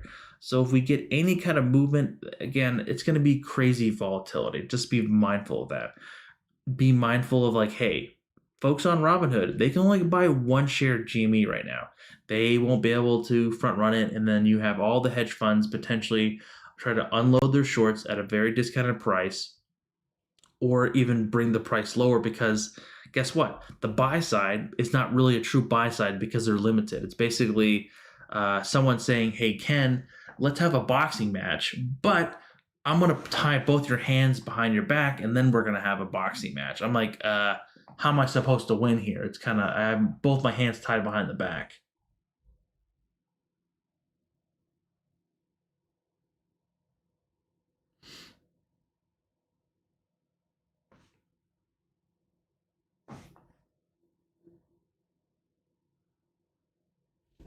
GTFO's talking about really, it's only 4.5% and Build-A-Bear. Honestly, if Build-A-Bear goes to like $30, we have to get you something. They have to make you a custom bear or something. Start designing what you want, because if it goes to 30, you're going to be a happy man.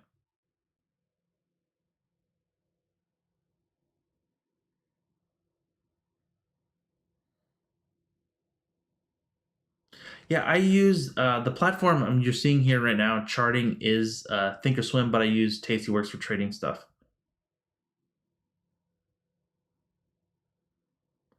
Blockbuster.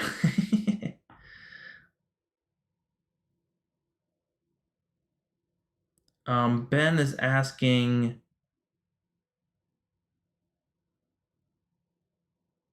RMO, the new Tesla. Yeah, RMO is a battery company, right? Like it's like a pure battery play. This thing has been not too shabby here. We talked about it maybe at holding last week around that 20 to 19 to $20 range. With the overall market kind of pullback here, we are seeing that kind of pullback as well. If that continues, we could see it easily come back down to 16 to even the $15 level, which is where the 144 EMA lies.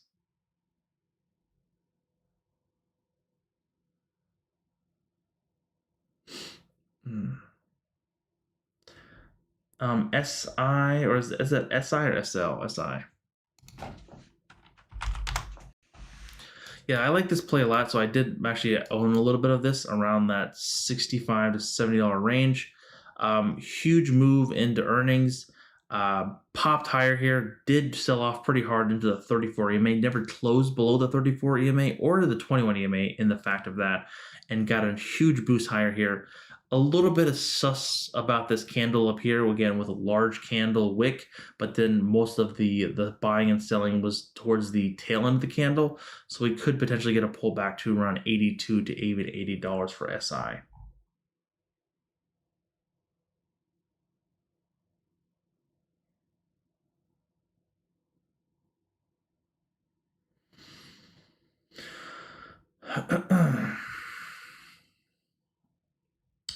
Cool that ever. Ken, can you do?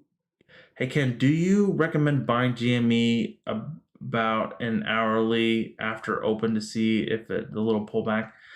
Um, Honestly, I can't give too concise opinions on GME after the open, so it does have. I know what you're saying. I've seen the pattern of what you're talking about, where an hour into trading, it has that pullback. So after it opens up, it trades sideways and then pulls back down. Opens up the first hour and then pulls back down. Opens up the first hour and then pulls back down. We can easily see that, but that again, that's a trend that's only been happening for the last 3 days. It's nothing too significant there. That all being said, I still do like it in the sense of being very I don't like it to play it as a normal play. You literally have to play this if you want. If you have the cojones to play it, you have to play it in the sense of, I am giving away this money right now.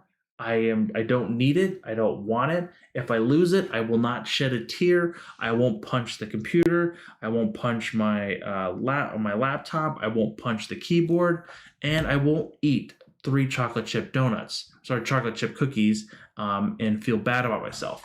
You can't. You have to check all those boxes and say, hey, I'm willing to put Jesus take the wheel kind of scenario here. No joke. I'm just joking. But that being said, this is really going to be a very crazy market with GME, because again, I don't know what can happen. I don't think anyone knows what's going to happen. I think a lot of people are betting that it's going to go down and crash. I don't know if that's going to happen. Who knows? What's up, Blue?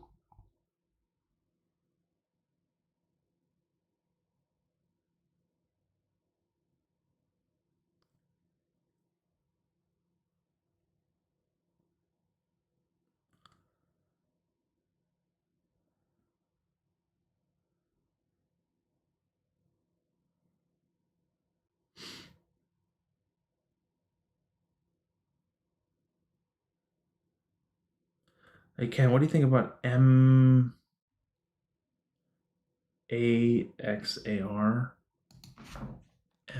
MAXAR. Oh.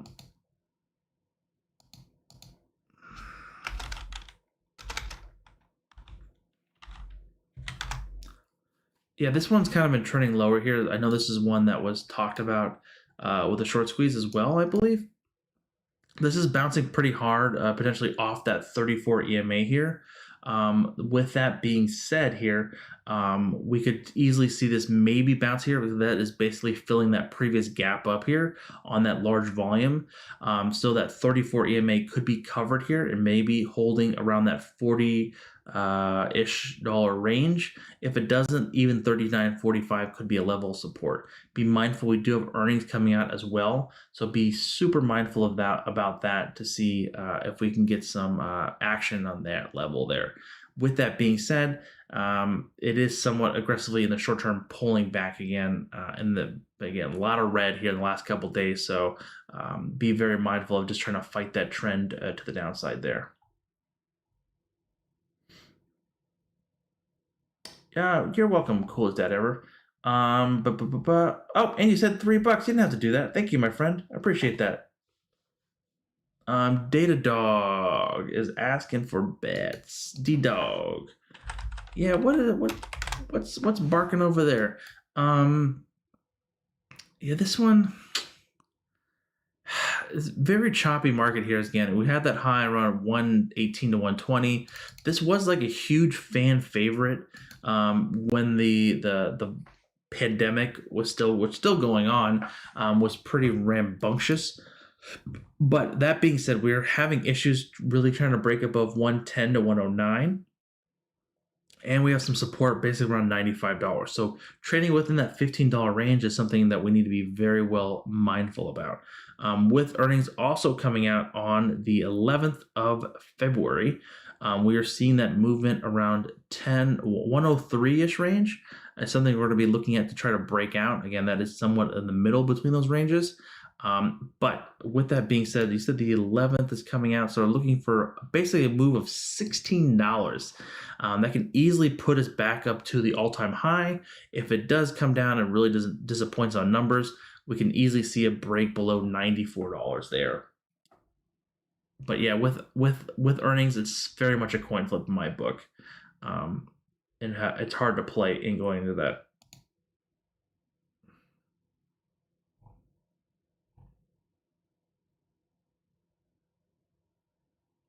Guru K, thank you for $3 again. My gosh, you guys are so nice this evening. I appreciate that. That is so awesome. Thank you, guys. That means a lot. Okay, looks like a lot of more questions coming in. Holy moly.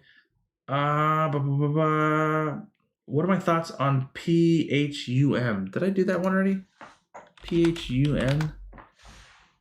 Yeah, we did this one a little. This one kind of broke above that 200 EMA here on the daily side. Look at that. I got 420 viewers. Ryan would be so happy. Squeezed higher here. Long as we stay above that 150 to around 160 range, this momentum can really carry us higher. But we need to have that volume come in. That's really going to be tied to this the momentum trade here, on that volume really kind of helping us here.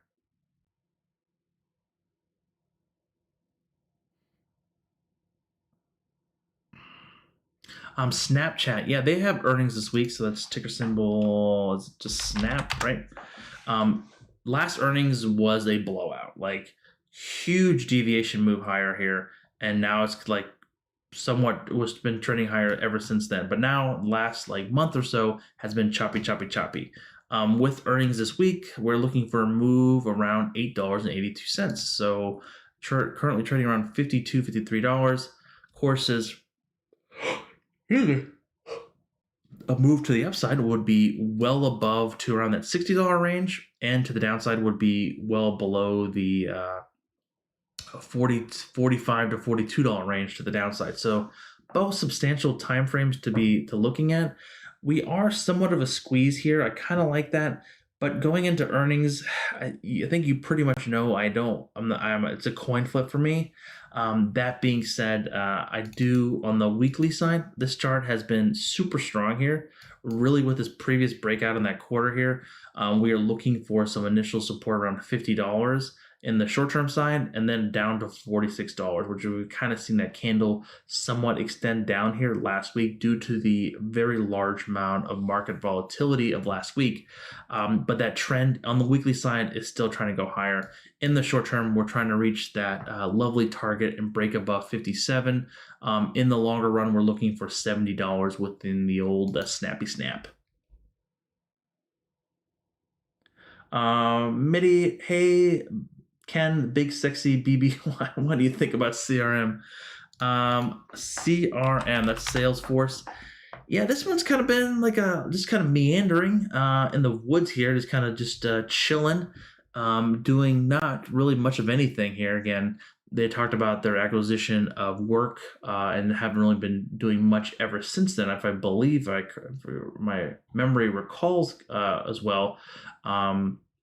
That being said, we're looking for some support around $225, which is the 144 EMA. This one could be a sleeper, honestly, Mitty. And we could see that move higher to try to fill that gap here, which I have an alert around the 137. So if that raccoon tries to jump up there, I'll know it and I'll get it. So nice little move there. Oh, thank you for the $1.69 too, my friend. Eek James asking, do you think to trade UVXY to hedge positions when volatility increases, prices go up when this market goes down? UVXY is so difficult. Like, I'm not very fast on the old fingers here. Again, I just hit 420 on viewers again. Thank you, folks. Please hit the like button if you have learned something this evening. I really do appreciate it. With the UVXY or the VIX in particular, this again is just trading on like the fear gauge, a huge movement of volatility expanding. That being said, here we are seeing a pretty large move higher here. The VIX as of right now is down nearly 2% because again we have the NASDAQ up a tenth of a percent, and we have the S&P 500 up 30th of a percent, or 1/3 of a percent, nearly 1/4 of a percent. With that being said, if the VIX really wanted to pop higher, again, it has been somewhat meandering around these lower bands here, around like the $11 to $10 ranges. That being said, we are seeing that really did expand out here, but normally this doesn't last for maybe 2 or 3 days unless there's another very large market underlying issue, meaning it could be, hey, we have credit default swaps ruining the housing market, which creates the banks being over leveraged, or this could be a virus of some kind and everyone will be turning into zombies. Those are the kind of the points where you see the UVXY just jump into these absolutely insane moves up to these levels here. So do I think we'll see this level anytime soon? No. Do I think we could see potentially $17 to $18? Maybe. But we need to see some substantial more selling and more fear coming into the market. But it all comes down to timing. So yeah.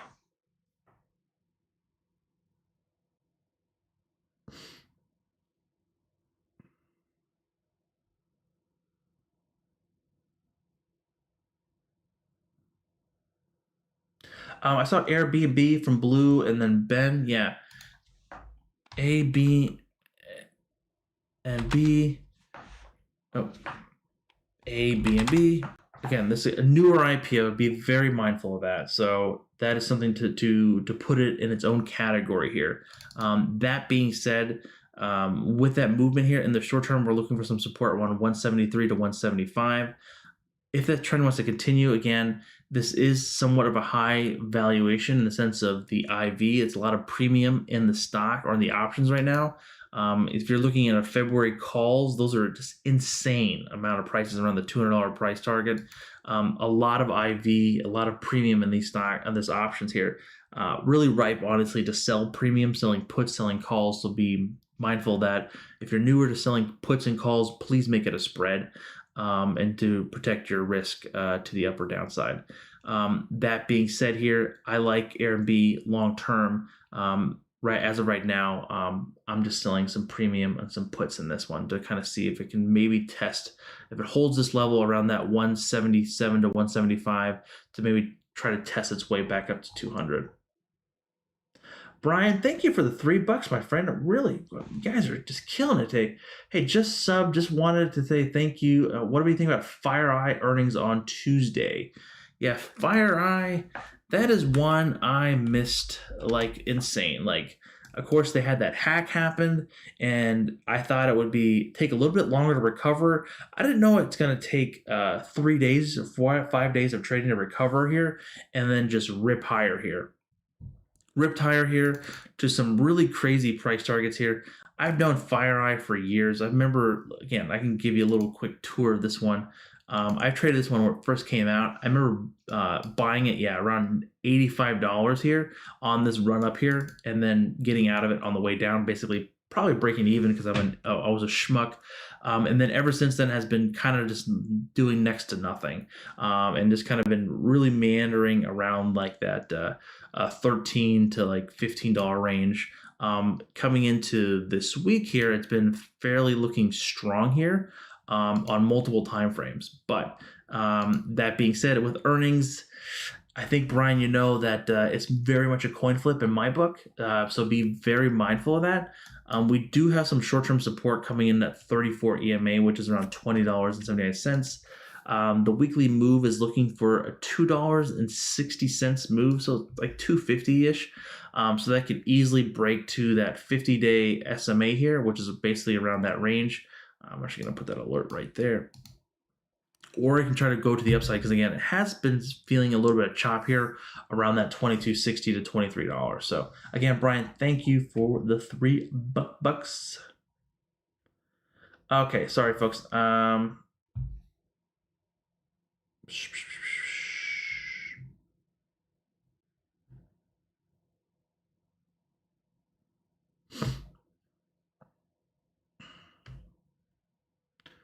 Okay, sorry, there's a lot of things coming here.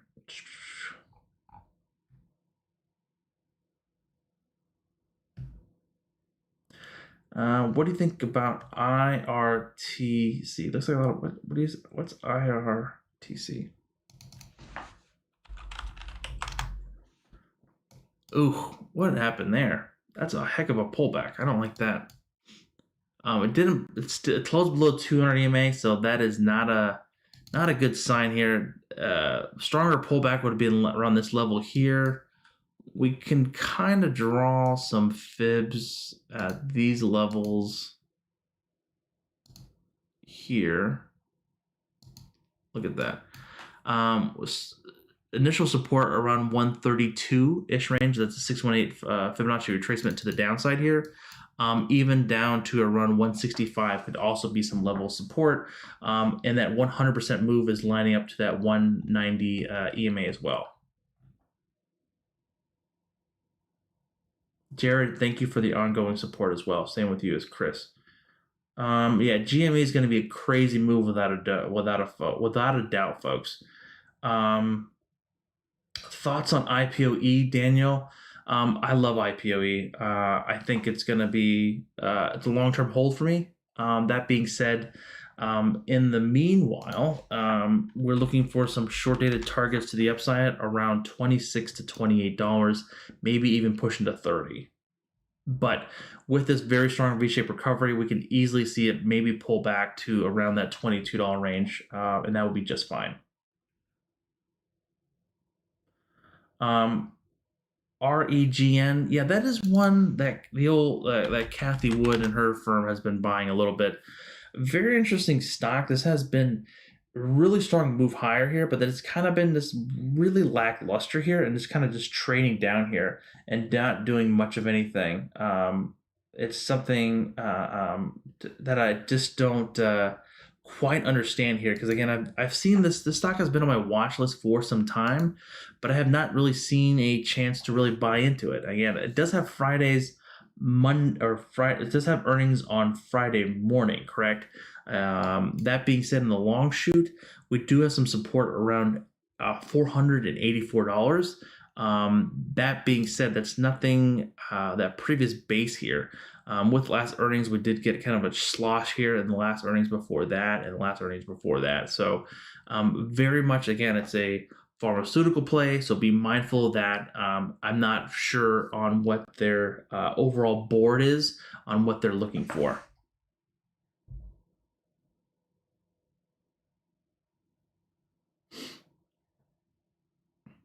Matthew's asking, what does everyone think about AMC? I love going to the movie theater.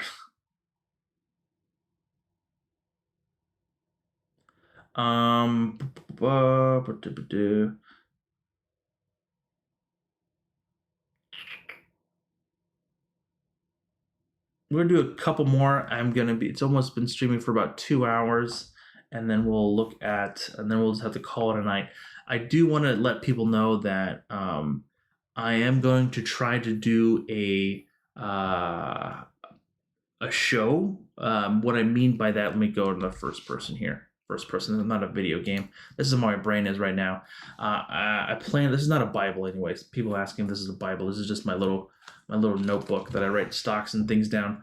With that being said, I plan to do some kind of a Monday, Wednesday, Friday show in the evenings. That would be something somewhat scripted in the sense of just having like 15 minutes of news, 15 minutes of market commentary, and then potentially like 30 to 45 minutes of Q&As of questions of looking at stocks, looking at trends, whatever, like, and just kind of tying that into that. If folks are interested in that, please let me know. Shoot me a message if you're interested on that kind of content. If that finds it boring, whatever reason, I just want to try it out. I enjoy doing the live streams more than actually doing the videos, because again, I get to interact with everyone, and it's always a grand old time in that sense being there. All right, let's go do a couple more stocks again, then we're going to call it. And I just wanted to do that quick little announcement there. Looks like Pokey New Jack City, $2. Thank you, my friends. Great content found you out today. What about TDoc? Yes, TDoc is another holding of Cathie Wood that's fairly large, right? That being said, TDoc, what a move higher here. We are seeing here with a pretty nice move higher here to potentially try to stay above that 253 range. If we can stay above that, that would be a little fantastic move. With TDoc, again, it's really the market innovator, the market leader, the dyslexic variety hour. Yes, exactly, Chris. With TDoc, this has been a very nice little move higher here, being the leader of basically the healthcare industry right now with the communications of it. 253 is especially going to look in the short term.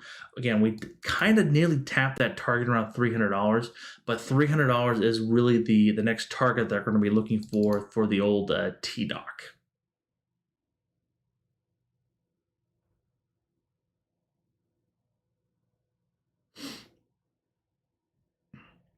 I saw someone ask about AAL. AAL. Did I see that?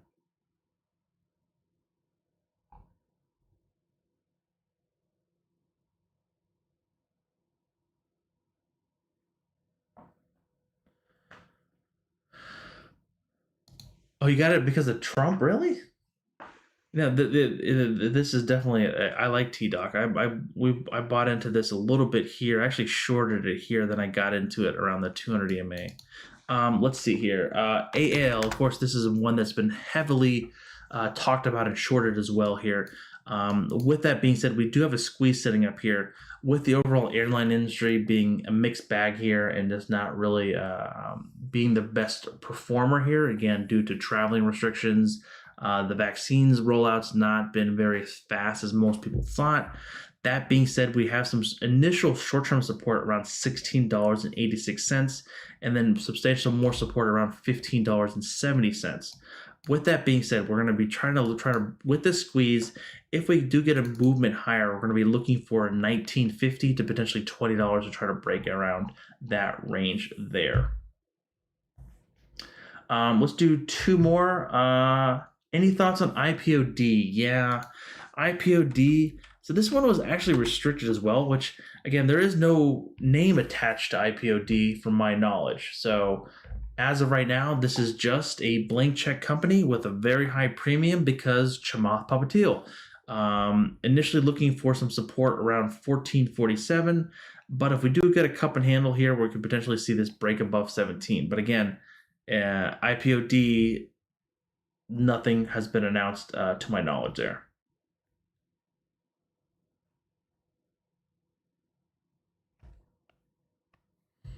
SQ, I need to see it above 220. to kind of go here.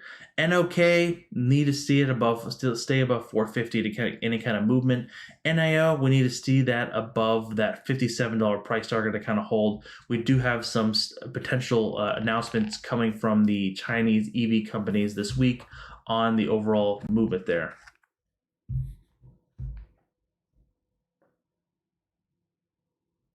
Let's do a couple more here. Jonathan's asking for GME. Yeah. GME, this is going to be a coin flip. So what we're going to be looking at is the 1 hourly chart here. With that being said, we're looking for the 34 EMA to kind of hold. In the short term, it does kind of kick around here. But as soon as that 34 EMA starts curling to the downside, this thing could be starting to drop due to the restrictions, due to the FOMO, due to just the market hedge funds just taking advantage of us. Whatever reasons, it could beat us here. I think you have to be very careful with GME though. SNDL, not really much to add there. It's just gonna try to stay and break above $100, sorry. EVK, what is that? Very choppy, very toppy here with these large moves higher. Be very mindful of that. If we do get another move higher, we're going to be potentially looking for around that $4.50 to $5 range there. BNGO has just been holding that 5 and 8 moving averages on the daily chart and just continuously grinding higher here. It's been a very, very strong chart as well with that momentum behind it. NOVR. NOVR is not pulling it for me. ARLO. Another interesting chart here. This is an interesting chart. Trade sideways, moves higher. Trade sideways, moves higher. Trade sideways, potentially moves higher. What does this company do? This looks interesting. I kind of like this one. ARLO. Jared, are you in this one? ARLO. It looks like something that you would trade. Or David. Trade sideways, held on, sideways, go higher. With this being said, nice momentum here. Look at that, hit the 34 EMA a couple times here. Now it's just kind of just slowly trending higher here. Having a little bit of issues trying to break above that $8.80 range there. So be super mindful of that.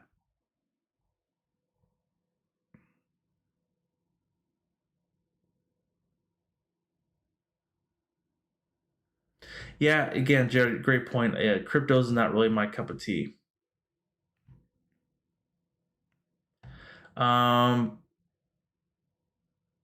Pokey in New Jack City.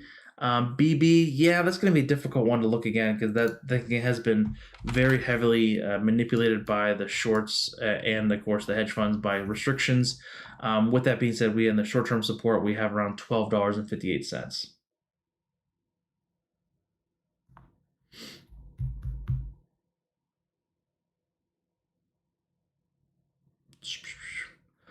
Paul's asking for CRSP. Yeah, CRSP.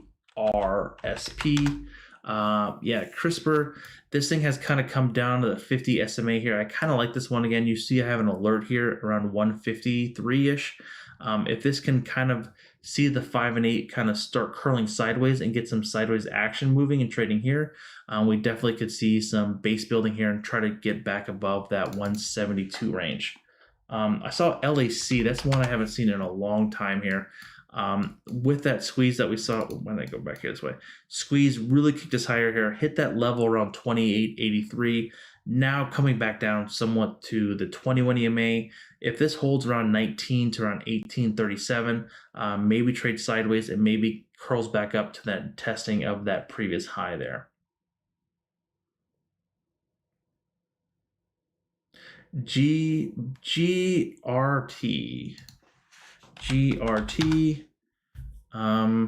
That's not pulling up for me. I'm sorry. UPS earnings February 2nd. Oh, really? I didn't know that. Yeah, that's good to know.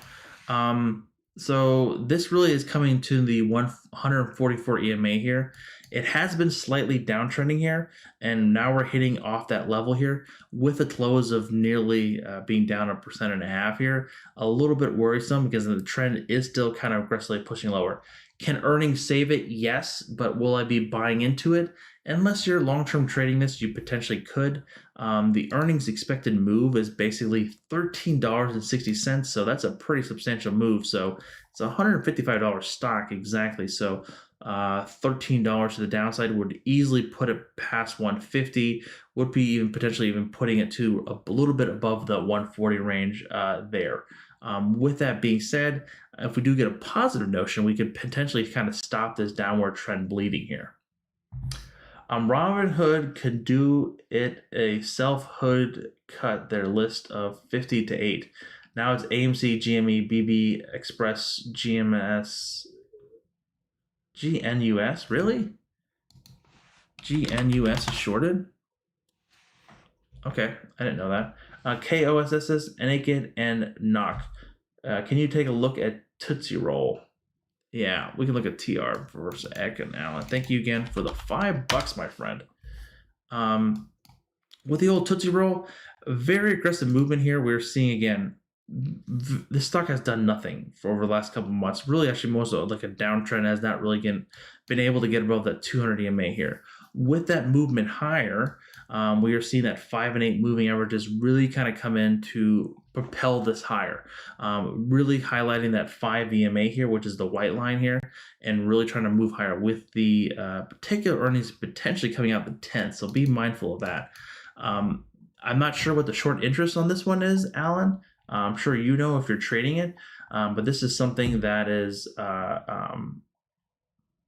pretty interesting to see if it would just play out again.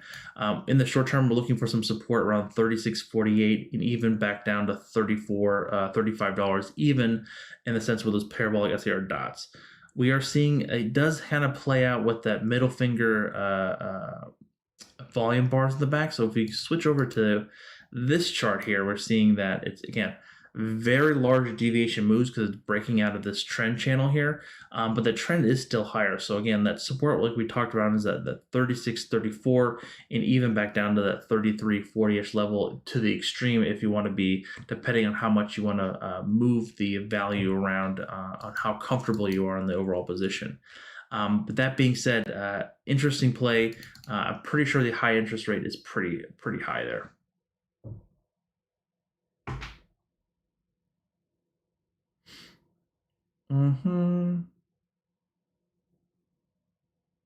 Exactly, Jared. I had no idea that TR was a real stock. Sky Trader, wow, thank you for $5. URG, uranium sold a nuclear power plant for space exploration. Congress made a $75 million uranium reserve, which makes sense for NASA and SpaceX. URG. Interesting. URG Energy has, that really sold off to the end of the Friday. Holy moly. Wow. That's nasty. Nearly down 10% here. Nice move higher and then sells off.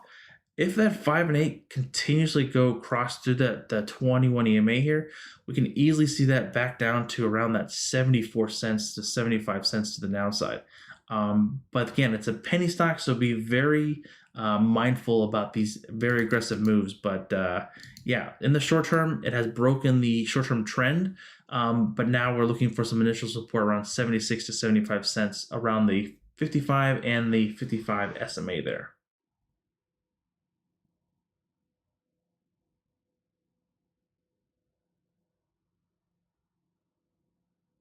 Yeah, definitely the largest attention right now is at GME and AMC, without a doubt. Everyone's just been posting about that nonstop. You're welcome, Alan. Hopefully that was somewhat helpful. How heavy is the short interest on that Tootsie Roll? We talked about Square already. Square needs to stay above 220.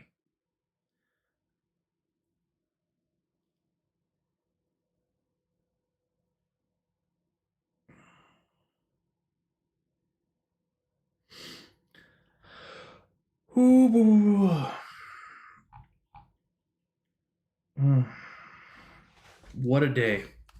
Okay, I'm going to wind down the stream. Two things before I let you go. Please check the affiliate links down below. We have the Discord link if you want to join the Discord.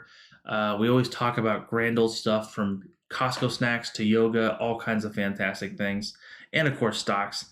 And then of course I have 2 affiliate links for Amazon books if you're interested in that, and the Tastyworks account. So let's go ahead and just jump into the futures market, and then we'll end it maybe with a small other handful of stocks. With that being said, ES currently up 11 points, okay? We are coming back into that 50-day here. If we do get a break above this like 3,763, we could really see this kind of kick higher with the S&P 500. With the NASDAQ on the daily chart as well, really coming back strong, nearly up 18 points of just only 0.15%. If we get back above that 13,000, that's going to be fantastic for the NASDAQ. That being said, we're going to be looking at that levels here. Then, of course, the VIX, that has also been somewhat muted. We've talked about the VIX kind of coming into that $34 to $35 range. It has kind of petered out once, twice, now 3 times in this range. So something to be moved around in that range. So be very well aware of that. If Nokia declares dividend, what will happen? Does Nokia even pay a dividend? I would love for Nokia. Again, Nokia would be fantastic. I don't own it, but a lot of people will love that. Let's talk about silver. So I actually do like the move in silver. We'll see on how that plays out. If a lot of bulls go out and buy silver tomorrow, and see how it does moon, as the people say. A really strong move would be above 25.90 or the $26 range for silver. Race X, as Nokia earnings reports on the 4th, Nokia hasn't been below $4 in years. Nokia is going heavy 5G and NASA contract to go to the moon. Do you think Nokia has a leg to run?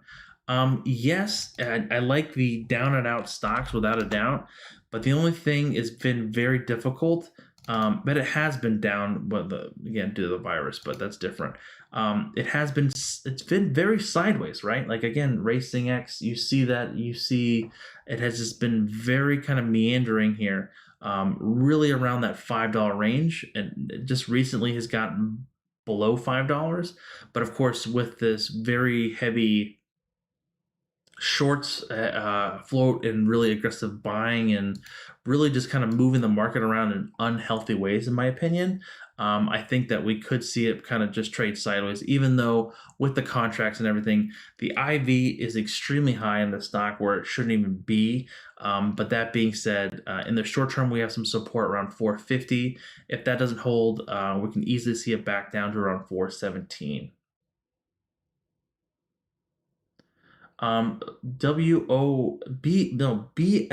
BLSP. What is that?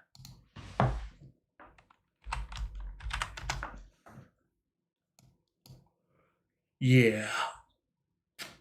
Can't comment on that one. That's too much of a short float. Sorry. Wolf. What's Wolf? Is Wolf also like a crazy penny stock here? Yeah. Wolf. Petco Health and Wellness. Yeah, Petco has been a stock at multiple levels. Like, this thing has been public multiple times, and private equity has taken it away. With that being said, coming out strong as an IPO, basically run up to $31 and then coming crashing down. I kind of like these plays sometimes, honestly, Dan, because people just think that when a company goes IPO, it always is going to run up to $100 or $50. But guess what? Sometimes what happens is a pullback like this. With that being said, that 21 EMA is really we're going to be looking at. If we can break above and close above that 2750 and really get that momentum going, because again, this stock has only been around for like a week and a half. So being mindful of that. Looking here on the weekly side, on the hourly side, again, that $27.60 to $28 has been overhead resistance. So any kind of movement higher here, this potentially could be a nice little runner here. In the short term, we need to to really see it above that 26 to 26.60 there.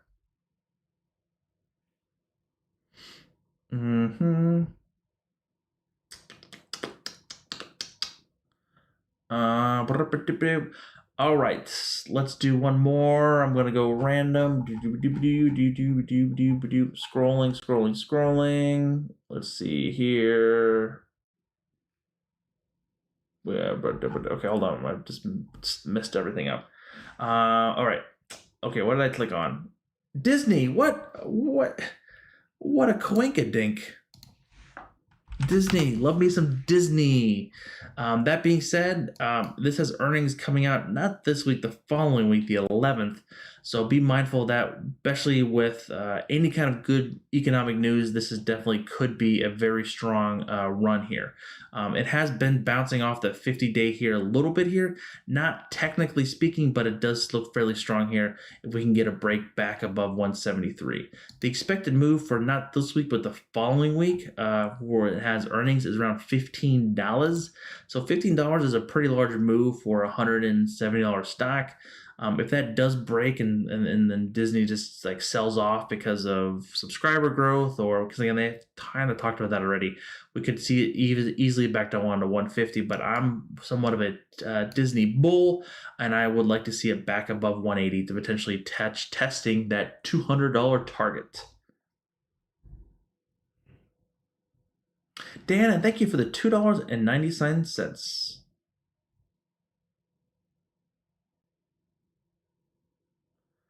IPOE, yes, we can look at IPOE. Love me some IPOE. IPOE looks fantastic. I'm actually going to be doing a in-depth video on it, on breaking down some of the movement that we could be seeing in the potential move with IPOE, especially with a lot of folks leaving Robinhood and jumping onto the IPOE, especially a SoFi app. Again, this is something that I'll be downloading and checking out there. Guys, on that being said, I want to thank everyone for coming out. This has been an absolutely blessing, and thank you from the bottom of my heart for coming out and supporting the live stream. Jared, Chris, thank you for being fantastic moderators. David, thank you as well.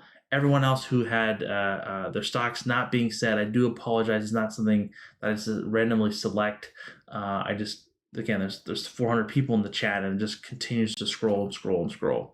That being said, if you're interested, they have a Discord. You can check that out, join it, ask all the questions you want. I'll try to get to you at a reasonable response time. That being said, the bottom of my heart, thank you again so much for coming about, and I'll definitely catch you guys on the flip side. Have a great trading coming in tomorrow. As we're speaking, as of right now, all the markets, if you're a bull, are a go green, but everyone knows the carpet can be pulled from underneath us, and we could have a crazy ride. Definitely some things that we're going to be looking for, of course, is the GME stuff, AMC, and then really looking at some key targets for Google, Amazon going out this week. So, guys, thank you so much for keeping this going, and I really do appreciate everyone for coming out. Thank you again from the bottom of my heart, and I'll catch you guys on the flip side. Peace.